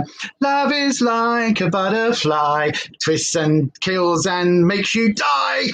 You know what I mean? I can see the marketing would be that love is like a butterfly, it twists and flops and makes you die, with like heavy metal music coming in at that aspect. God, that really hurt my throat. So I can see the whole marketing campaign. But anyway, right? You're going to need a bigger net, like with a butterfly net, instead of you're going to need a bigger boat from Jaws. I'm giving this away free on the internet, you know what I mean? If anybody wants to like hit me up, I can write the screenplay. So then the second part, basically, so a year later, I had the same dream. So the dream happens exactly the same, except where the first one ends, it carried on. And so this time, me, a couple of the teachers, some of the kids ran, and we ran from where the classroom was in the first year to where the classroom was in the second year. And so we had to go up this stairway, and people are like screaming, and the whole there's moths getting in or butterflies getting in the higher levels of the school. But because in our school, the older you got, you rose up the floors, I guess. So in the second year, we were on the first floor, but it was the first floor, second floor, first year, second year, third year, fourth year. So basically, we were on the second floor, first floor. And I remember very vividly because there was this, the classroom was laid out almost like an L shape. And so we went in, and then there was this cabinet, and I hid in this cabinet and looked through the little slits of the cabinet, because, of course, all cabinets have those slits, like in the Halloween films or like in American Lockers, where you can look through. Very much of its time, when you're watching Disney World and what's it called? Saved by the Bell. All of those programs where you can see, Screech gets put in a locker and you see through the locker. So it's all of that, right? And people around me are getting killed, and the kids are running around, and it's mayhem. And then the second year dream ended with me being in this cabinet, and the metal proboscis, the spike, being headbutted through the other side of the cabinet. So literally, if you imagine a double cabinet, I'm behind this door, And inside the cabinet, I'm kind of like looking through the slits like this, going, oh, and then you just see this crump, and this proboscis, the big spiky thing, goes in through there like that. And it's like, ah! And then I woke up. The next year, we didn't move up a year. So we stayed in that same classroom for 2 years because the year behind us had too many kids. So they couldn't go to the second floor because it was a smaller floor. They were only, enough classroom space for our year. The year behind us was a bigger year. So they jumped our place. So we didn't move up until, literally the fourth year. So the year after, I never had the dream. And I remember saying to Mum, I was just like, okay, well, that's obviously not a thing anymore. That's fine. But then we moved up, and then the dream happened again. And I remember so vividly because at that point, again, replay the first 2 parts. Then we go to the bit where it's then discovered that these things, if you get a fire extinguisher, they freeze and they can't deal with the ... add name of gas here from the fire extinguisher. So basically do the same thing, right? And then I break out of the cabinet and I go running up into the next year. And then there's this teacher who I'm not sure whether it was actually a teacher or whether it was like an amalgam. But anyway, this teacher then is like, grab the fire extinguishers, do this, do that. And then we're fighting. And then all the kids, and it's that like third act of a film where suddenly like the tables turn and you start attacking the bad guys. And so we were then attacking these giant moth creatures. And they were called moonrats from the Jabberwocky. So 'twas Brilligan the Slithy Toes, did Gyre and Gimble in the Wabe, or Mimsy were the Bottergroves, and Moonrats outgabe. The Moonrats were the name that I gave these alien monsters, right? Don't know why. Because I liked C.S. Lewis probably. But anyway, right? So that all happens, and then we're fighting them off. Everybody sat watching this going, what the f*** is she talking about? She's telling us about a dream for 10 minutes that hasn't happened in 40 years, in like 30 years. But anyway, so then just to end the story, it basically ends with us fighting off these mumrats, sealing up the windows and the access to our floor, and basically bunking down until we could hear sirens coming and the military coming. And basically, this wasn't just our school, this was like a global thing, but they were coming. And that was the last bit of the dream. And I wrote all of this down. And this just shows you my hugely, ridiculously vivid imagination. I wrote all of this down as an essay in my final year for my GCSEs, and I got like the highest grade that I could get on it, A star or something. And it was absolutely amazing. And it's one of those dreams that literally I'm literally closing my eyes, and even as I'm talking, I can describe to you the ooziness, the green, slimy ooze on the skin of these moonrats, and how their wings, like when they grew, their wings didn't fall off. They just basically became this almost like, a rose petal when it goes brown, starts kind of, it doesn't fall, but it's like just limp. And that's what these are. It's like, even now the hairs on the back of my neck are going up because it is just so viscerally icky and bleh. It really is like are you comfortable? But it's it's absolutely amazing, and it just shows, obviously I was scared. So again, dream analysis time. Where's my dream analysis glasses? Here we go. Dream analysis time. Obviously, childhood me was worried and nervous about moving up into the next year and all of the things that would take, and possibly losing friends, because in the first year it was a giant open plan area where you had effectively 6 different classes all in one big giant open plan area with shutters that you would pull across. Modern teaching, all of that. So obviously for that period, for that sort of moment in time, it was a lot of fears of me growing older, going to the next year, losing the friends, losing contact with people, as we went up the building, literally as we progressed. And obviously those fears went with me and got bigger until the last year, where the last year in school, because then that was the year where we fought back, that was also the year where I wasn't going in the school anymore. So, you know, I was going on to college and on to uni and all of those things. So I wasn't, you know, the final year was us fighting back against those fears of being at school. So it makes perfect sense. And I'm really glad that I wrote it as an essay. And wrote it as well, it wasn't an essay, it was a short story. But I'm really glad that I wrote it because I'm itching my ankle, stop it. I'm really glad because it kind of cemented the story of the dream in my head. But that was one of those recurring dreams that I had probably, well, as I say, I had it, I remember having it 3 separate occasions, but I might have had it for like a week, the same dream for a week. But it is, I think you're right, Yaz, it is something like M. Night Shyamalan, M. Night M. Night Shyamalan.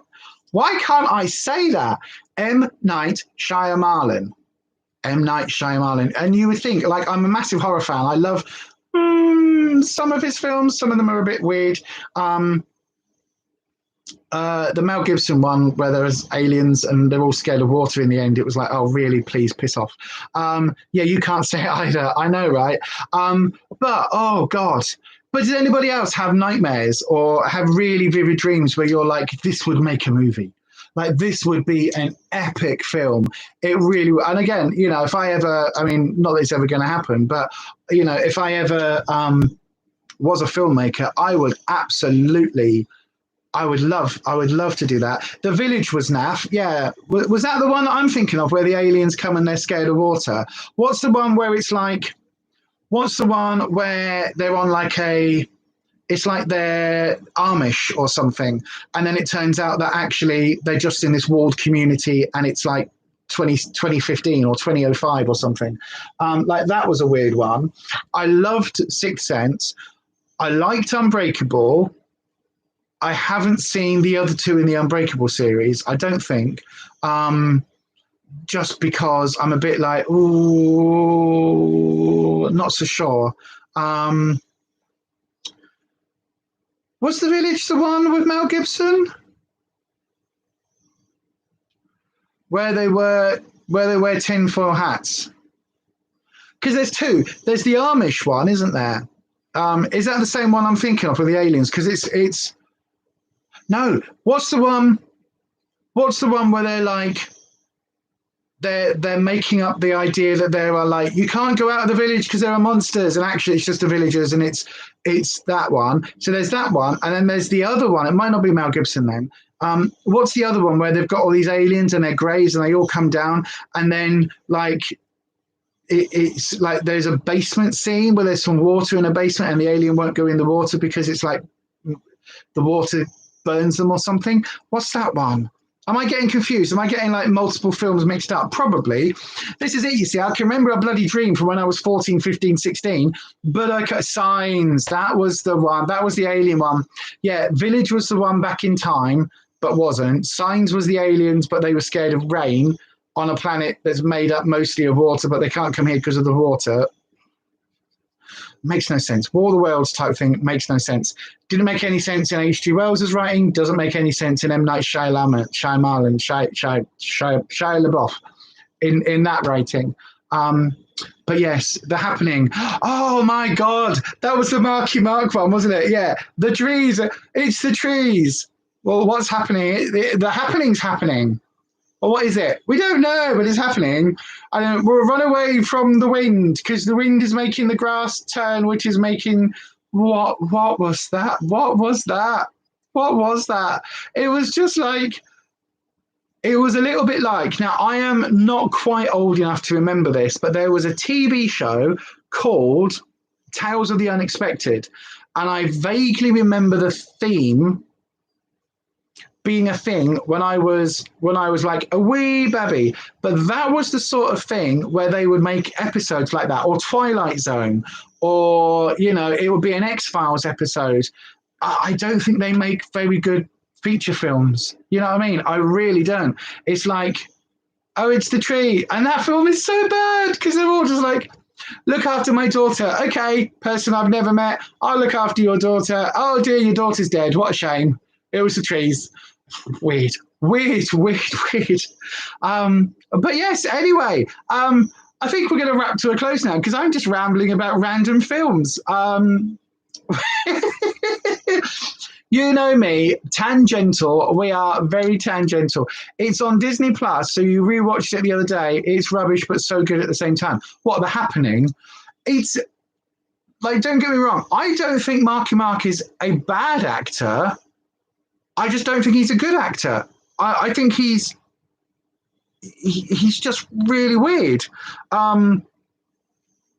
It's like he's a bit like Keanu Reeves. Keanu Reeves only ever plays Keanu Reeves, or like variations on Keanu. It's like, oh, are you full on Keanu in this film, like in Bill and Ted, or are you reserved Keanu in this film, like The Matrix, or like parts of The Matrix where you're full on Bill and Ted? You know what I mean? So it's like Keanu ever plays Keanu.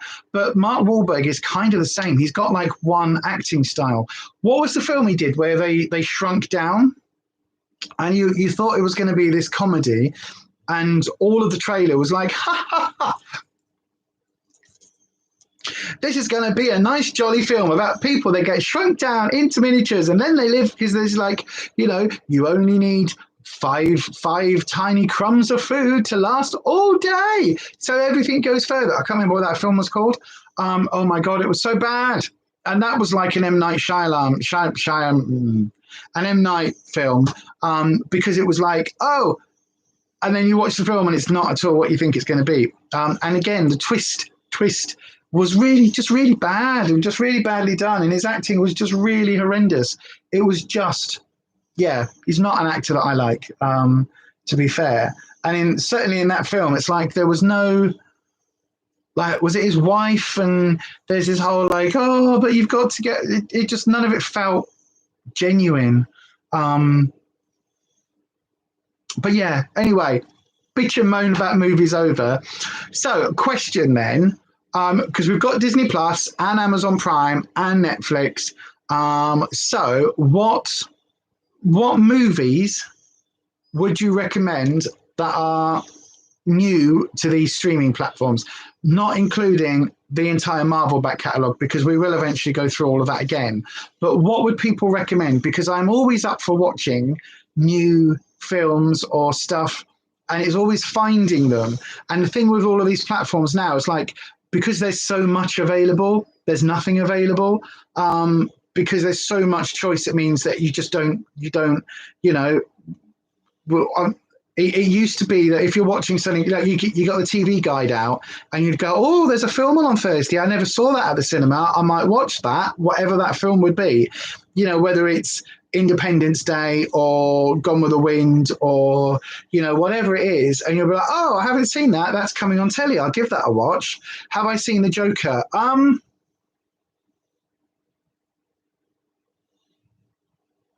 That's a really good question, Ness. I feel like I've seen The Joker because I've seen all of the trailers. I don't think I've actually seen it. That's a good film to watch. Yeah, that's a good recommendation. It's not a movie, but there's a TV show called Cruel Summer that was added to Amazon Prime last week that you binged in one day. Oh my God. Is it good? Is it a horror thing? I tell you what I do need to watch. The last 4 or 5 seasons of American Horror Story. I kind of want to go back to Coven and watch Coven again and then go from there. But I watched the Freak Show one, and I watched Murder House, Asylum, Freak Show, Coven. Oh, and there's another one somewhere as well. You need to watch that as well, Ness. It sounds like it's a good recommendation then. And I think I saw one after that of American Horror Story, but then I've missed the last 5 seasons. And I know that it all starts like interconnecting and everything else. So yeah, so I do need to watch that, like those. Hotel, that was the last one I watched. So yeah, the last 5 seasons of American Horror Story I need to watch. And also on Disney Plus, on Star, Walking Dead's just dropped. So the whole of Walking Dead from the beginning. So there's a couple of seasons. The last season, I think we haven't seen all of that. You binge watched the TV series Where the Heart Is, and now binge watching Down to Earth. Oh, I couldn't watch Where the Heart Is. Oh, that was Sunday evening telly. Oh, I couldn't watch that. Couldn't watch that. It would do me head in.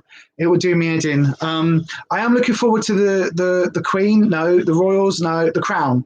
I am looking forward to the next series of the Crown because I like that. I think that's kind of, you know, it's a nice sort of fantasy version of the Royals, so that's kind of quite interesting. I find it interesting to watch. But yeah, I couldn't watch Where the Heart Is. That would do my head in. But Down to Earth, I don't know Down to Earth. That's not ringing a bell. But then again, we haven't had normal telly for quite a long time. When is The Crown out? I don't know, Neat. I've seen like they're starting to release like, you know, this was a paparazzi photo, honestly not taken by anybody on the team, of the new actress playing Diana from a long shot far away, you know, walking with the two boys playing William and Harry. And so, you know, you couldn't really see it. And I zoomed right in. I was like, and you can't see any details. But that's been released. And there's a couple of images of Imelda Staunton as Queenie that have come out. So yeah, so they've been released as well. So they're in the we're in the pre-hype period for the next season of The Crown. You also binge watched iZombie on Netflix. Oh, it's so good. iZombie's really good. We love Liv. Our ratty that passed, she was a white rat. She was called Liv after Liv. From iZombie. iZombie was very good. It was silly, escapist telly. It was, I mean, if you actually, the only thing with things like that, when you binge them, it's really bad because it shows all of the flaws in the writing and everything, because you're like, that wasn't what happened last week. That like three episodes ago, that was very different. Like, what's happened? Whereas when you're watching it on sort of, you know, a week by week, you kind of forget what happened 5-6 weeks ago. But obviously when you're binging it, which is why I like Rick and Morty being on, you know, weekly release. I like that because it kind of makes it feel like episodic telly. Yeah, I liked iZombie. Imelda Staunton would be a good Queen, I think. I don't know. There's a few people that I think.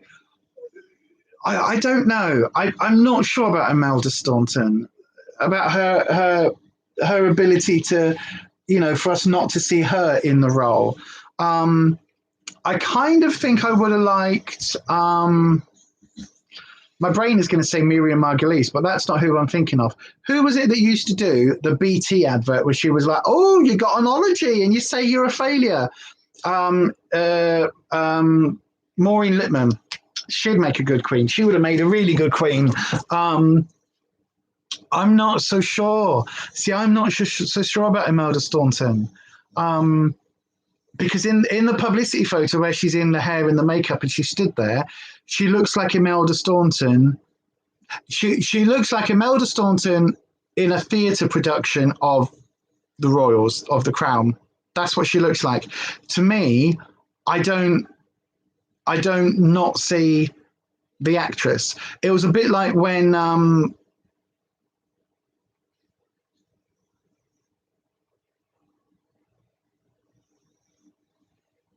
Matt Smith. Jesus Christ, that was hard work. It's a bit like when Matt Smith played the Duke of Edinburgh. It was like it took an awful lot for me not to see the Doctor playing the Duke of Edinburgh. Whereas all the rest of the cast, it was kind of like, oh, and also, what's her face? Helena Bonham Carter, when she was playing Princess Margaret, it was like, yeah, I just see Helena Bonham Carter. So sometimes I think some of those sort of, I mean, don't get me wrong, she was she did an amazing portrayal of Princess Margaret, but I do think like for some of those characters, because we know what the actual people look like, it's like when you cast a famous face in that role, unless they really look like that person, it's really hard to see. Like there was like Winston Churchill, what's his face playing Winston Churchill? I mean, he was far too tall. The guy from Third Rock from the Sun, I can't remember his name. But when he was playing Winston Churchill, like he looked like Winston Churchill, and he acted like, and it was only in a couple of, I think it was only after about 3 episodes in that I was like, oh my God, that's the guy from Third Rock from the Sun. Because at first I just saw him, I just saw the actor, the character. And I think that's kind of, you know, for me, that's the key thing. And I think Imelda Staunton, she just looks so much Imelda Staunton-ish. And she stood there and she looks like, do you know what it is? Do you know what it is? She looks like the one she played in Harry Potter. I think that's her, isn't it? Is that her? Was she in... Am I, like, again, I'm not a Harry Potter fan. I can't stand J.K. Rowling for her transphobic issues, because she is a piece of trash that deserves to be shit on from a great height, quite frankly. She really is an absolute trash human being. But was Imelda Staunton in the movie? Wasn't she? Was she from, like, the Ministry of Magic Woman? Is that her? Am I getting myself completely confused? I'm sure Yaz or Kelly, you're like, one of you somebody must know. Is one of you Harry Potter head, a pothead? Is that what they call them? I don't know. One of you must know. Was she in that? I'm confused. JKR is trash. She is absolute trash. Was she? I'm like confused. I'm second guessing myself now as to whether that. Yes, it was. Oh, okay. Yes, it was. Thank you. Because in the imagery for the crown, she looks the same. She's holding, like she stood there with her hands like this. And I don't know whether she's got a handbag in her hand or whether she's just got her hands crossed. But she looks just the same. It's almost like in Harry Potter, she was auditioning for the role in The Crown before it was a thing. That's kind of. So yeah, I don't know. I don't know. We shall see, though. You're not a fan of Harry Potter, to be fair. I don't think I've ever seen a film all the way through. I saw... Oh, was she one of the professors? Oh, I don't know. I think I've seen 3 of them. I saw the one that Dawn French was in. I don't know whether that was the first one, where you've got the moving staircases and the pictures on the wall that move, because Dawn French was in one of those, I think. I saw the one.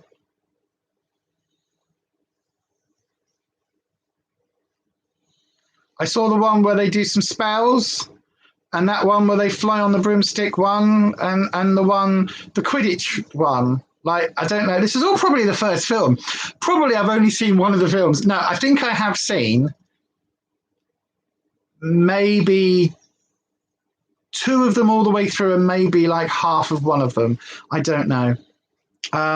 You shouldn't really give her airtime. JK, no, I know. She's just a piece of trash.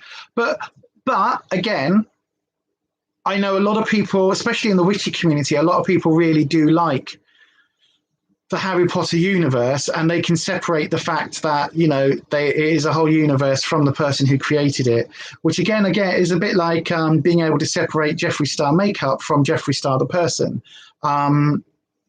Which again I do get and I do understand. You're not a big one on Harry Potter. You only watched them last year after reading the books in lockdown. They were free on Kindle, as I don't want to give her my money. Thank you for that, Yaz. Thank you for that. No, I agree. I haven't read the books because when the books all came out, I was too old and I was a complete snob and was like, no, they're children's books. I'm never going to read those. And then like the fandom happened and then they became films. But it's like Twilight. I don't think I've seen all the Twilight films because they just were like, meh. And as somebody who, like, I like fantasy and I like sci-fi and I like that whole genre, but they just never really appealed. And especially like with vampires and things, there isn't a vampire film, I think, made up until probably 2010 that I haven't watched, apart from the Twilight series. You like the Harry Potter films. This is it. We watched Strange Beasts, Curious Beasts, Weird Beasts, Weird Animals, and Strange Harry Potter, but not Harry Potter. It's kind of that one. What was that one called? We watched that one, so that I didn't mind. Parts of Harry Potter were filmed in your town. Wow, but you never got the hype. No, and it's like when people are going like, Like, oh, apart from what? Except the spider bits. What spider? Is there spiders in Harry Potter? Is there? I don't know. I think it's one of those film series that you've got to really enjoy and follow the lore so you know the language. Like, I couldn't tell you what a Dementor is. It's a wispy thing of a wispy bad CGI thing, but I don't know what it is in universe, and I don't know what what spiders are, and I don't know. Like, I couldn't tell you any of the like who the prisoner of Uzbekistan is not. Azkaban. I don't know who that is, and I don't know. I don't know. Like, I know there's a lady giant person who I think Hagrid ends up. Do they date or something? I don't know. It's just really, I think it's really weird. And it's like, but I think you've got to Chamber of Secrets and Deathly Hallows Part 2.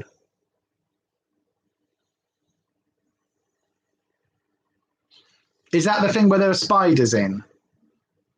I couldn't tell you. I know that those are titles of Harry Potter films.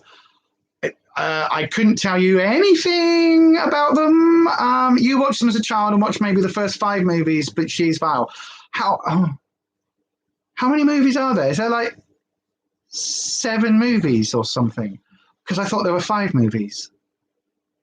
Weren't there 5? I don't see. This is it. I honestly don't know. Honestly don't know. It's not a world that I ever kind of got into. And then when all the vileness and bitchiness came out, I was like, oh, I'm definitely not going to watch any of that then. But Percy Jackson, like the Percy Jackson films, I think there's 2. Yeah, like those. And I read all the Percy Jackson books, so they were good. Recommend those. If you want some fantasy, magic, wizardy kind of stuff, Percy Jackson, it's kind of magic-y, wizardy, but it's more like they are the children of Greek gods.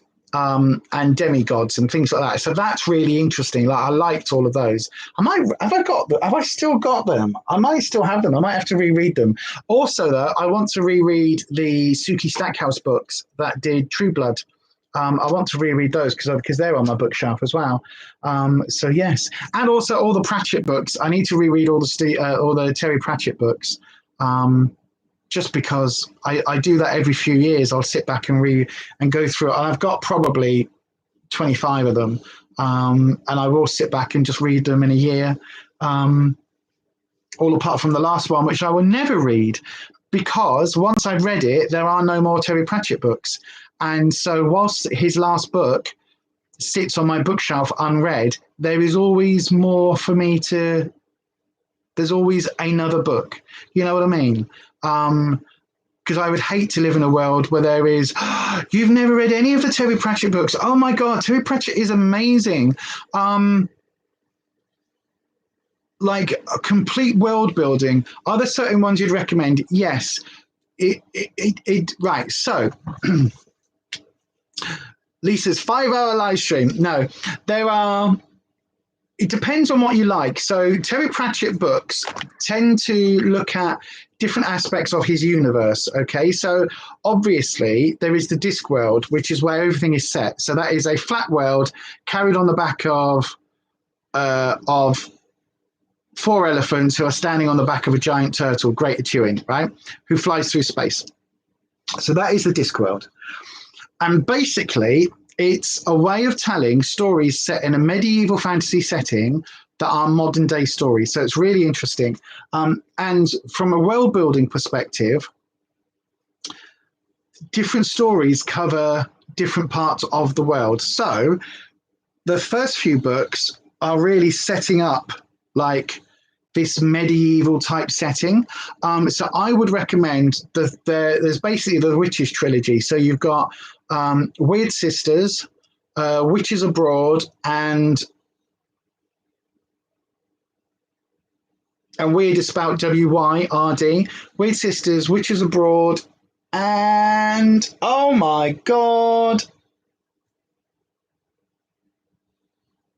Equal Rights. There you go. And that sets up like the 3 witch characters that are one strand of the world. And so basically there are certain books that deal with their stories and they don't often involve some of the other characters. So then you've also got Captain Corporal the Vimes character, which is basically City Watch, which is effectively set in Ankh-Morpork, which is a large city, a bit like London, very much like London. So like a cross between medieval, Victorian, steampunky type London, where they are discovering things for the first time. And so the City Watch books are about the police force in Ankh-Morpork, the city, and about how it becomes a police force, basically. And so there's a book called The Monstrous Regiment, where they basically start a police force for the first time, and like it's open to trolls and vampires and werewolves and humans and across the board. So they're really good. So if you like stories that feature,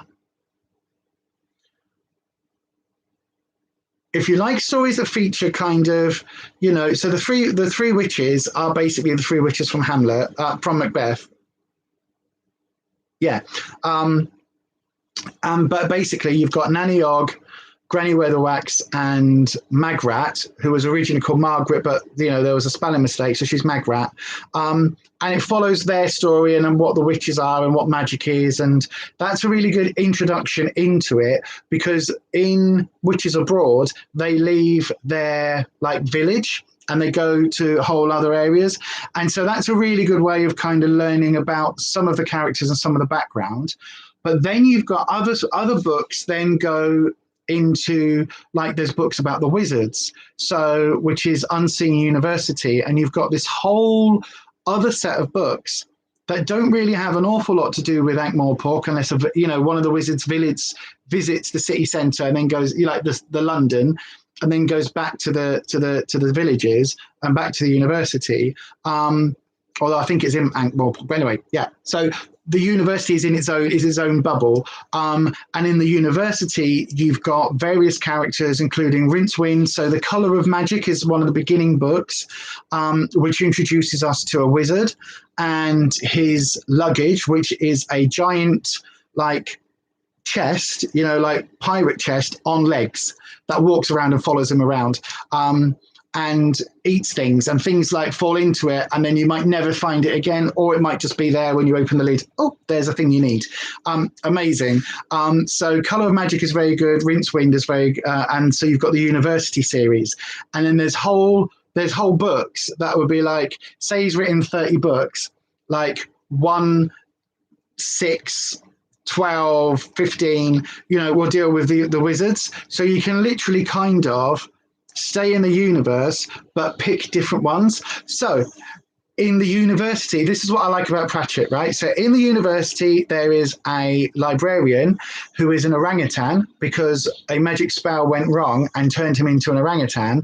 But he's very happy, and all he ever says is ook, O-O-K. So, and the wizards in the university are basically, it's like the staffers at Oxford, who basically have got, they've got their whatever, I can't remember what the word is, where they're never going to get sacked. They are basically just there until they die, whether they're lecturing or not. And they try and spend as little time as they can with the students. So you've got all of that. But then within the book series, you've got these bits where they introduce the clacks. So the clacks is basically, absolutely. I could talk about Pratchett for years because I love them. The clacks is basically semaphore, and it's the first time that you have an ability to get information from far away that doesn't take 3 days, riding on the back of a horse. And so like that, and how they work that out. Then they introduce money. They introduce a postal system into the world.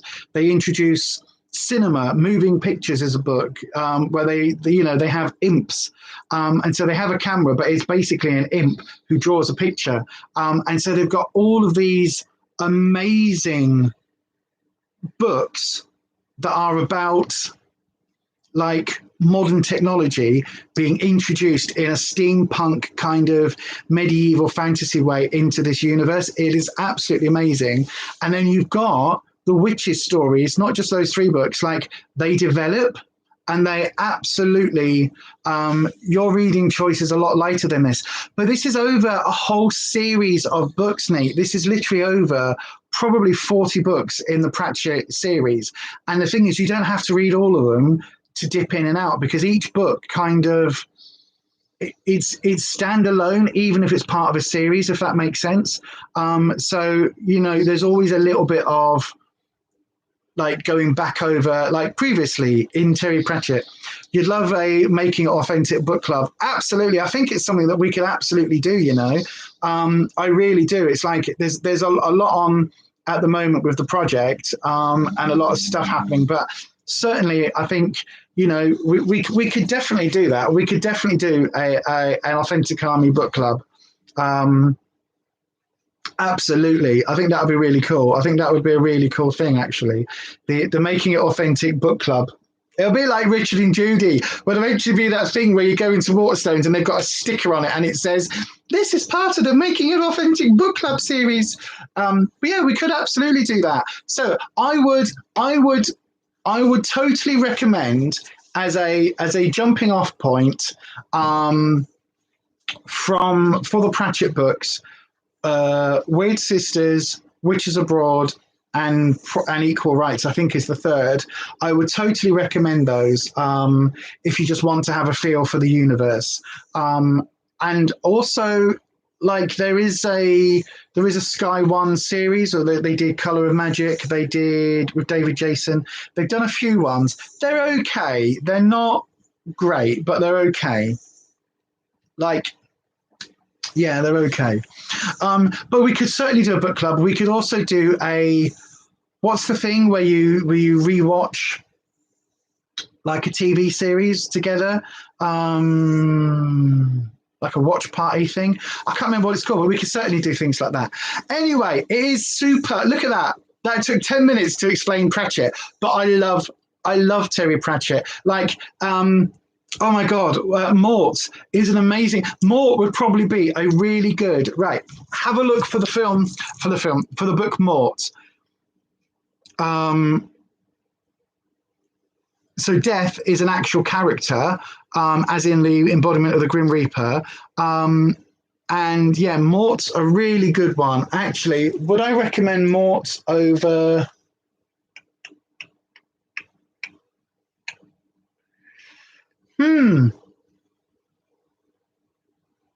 I would say you can find these on eBay. Have a look on eBay.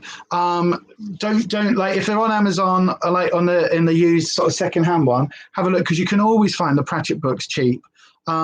Mort is a very good one for getting into some of the imagery. And the Three Witches book, the first Three Witches books. The one thing I would say is that his writing style shifts a little bit, and some of the characterizations change over the years. So the witch that you see in the later books, so the Granny Weather we actually see in the later books, is very, very different to how you first meet her, but it's because we then understand her. There are also some books that he did for young readers, and they are the Tiffany Aching books. If you look for those, they are a great introduction to the universe as well, to the Tiffany Aching ones. You love his aesthetic, although I haven't read many of his books.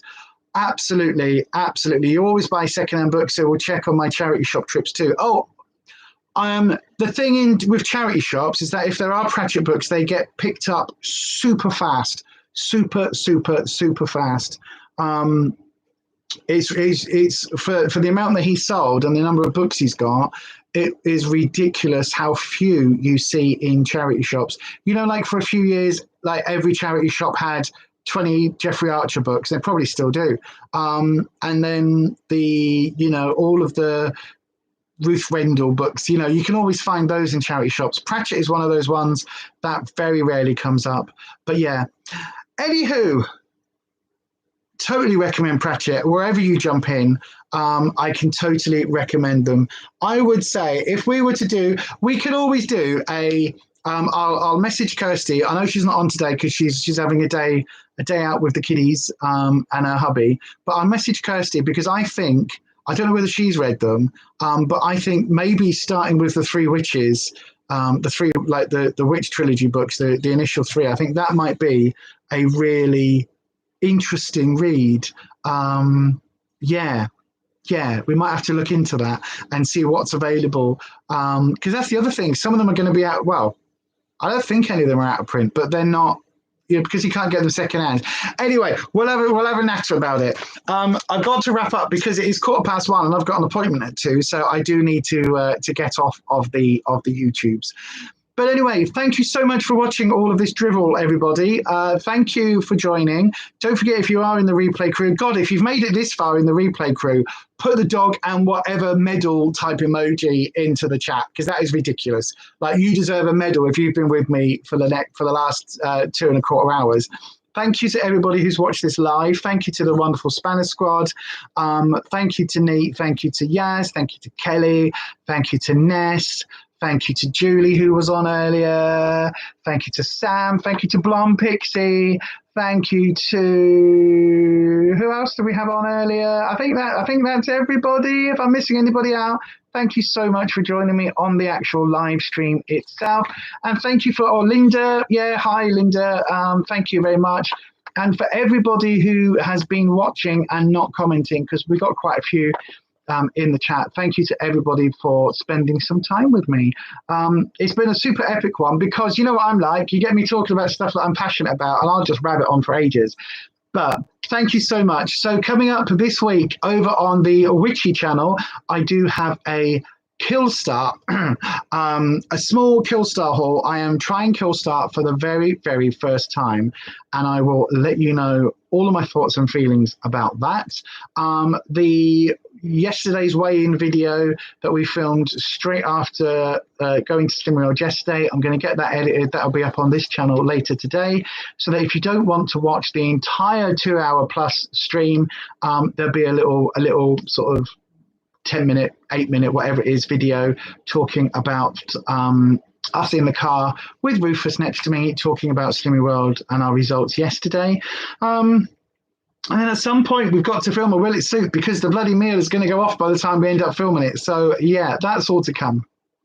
But for now, everybody, thank you so much for joining me. Don't forget, tomorrow evening over on Making It Up, MAKE-ing it up, Kirsty's got a live stream. It's called the Friday Night Natter. I'm one of her mods. A lot of our lovely Spanish squad in the chat is over there as well. So do make sure you come and join us over there for that. Basically, as we always say, it's like meeting your mates down the pub, bring an adult libation, and yes, come and join us over there. And then I am back over on the Witchy channel, so Beyond Authentic, on Sunday evening, 7 p.m. UK time. As Anita's put in the chat, it is Friday the 13th tomorrow. So I hope you are all safe. I will be watching at least one of the Friday films. I might be watching 3 or 4 of them. So we will try and yeah, watch some of those because I love them. And yeah, whatever you are up to, whether you're able to join us over the weekend or not, I hope you have a fabulous week. I hope your Slimming World or Weight Watchers or diet or healthy eating journey, I hope it finds you in good stead this coming week. I hope you are healthy, and I hope you have a fantastic, fantastic weekend and a fantastic week ahead. And I will be back next Thursday with another coffee and catch up. I don't think I'm doing a location next week. I don't think I am, but who knows? Maybe. You never know when I'm going to go on location. Yeah, I will see you all very, very soon. Take care, everybody. And as we always say, stay you, stay authentic, stay safe, stay authentic, and I will definitely see you next time. And as we say on this channel, happy slimming. Get those hands in the air like you just don't care, as Kirsty says. And we're going to do our awkward wave. Awkward wave, everybody. Awkward wave. Awkward wave.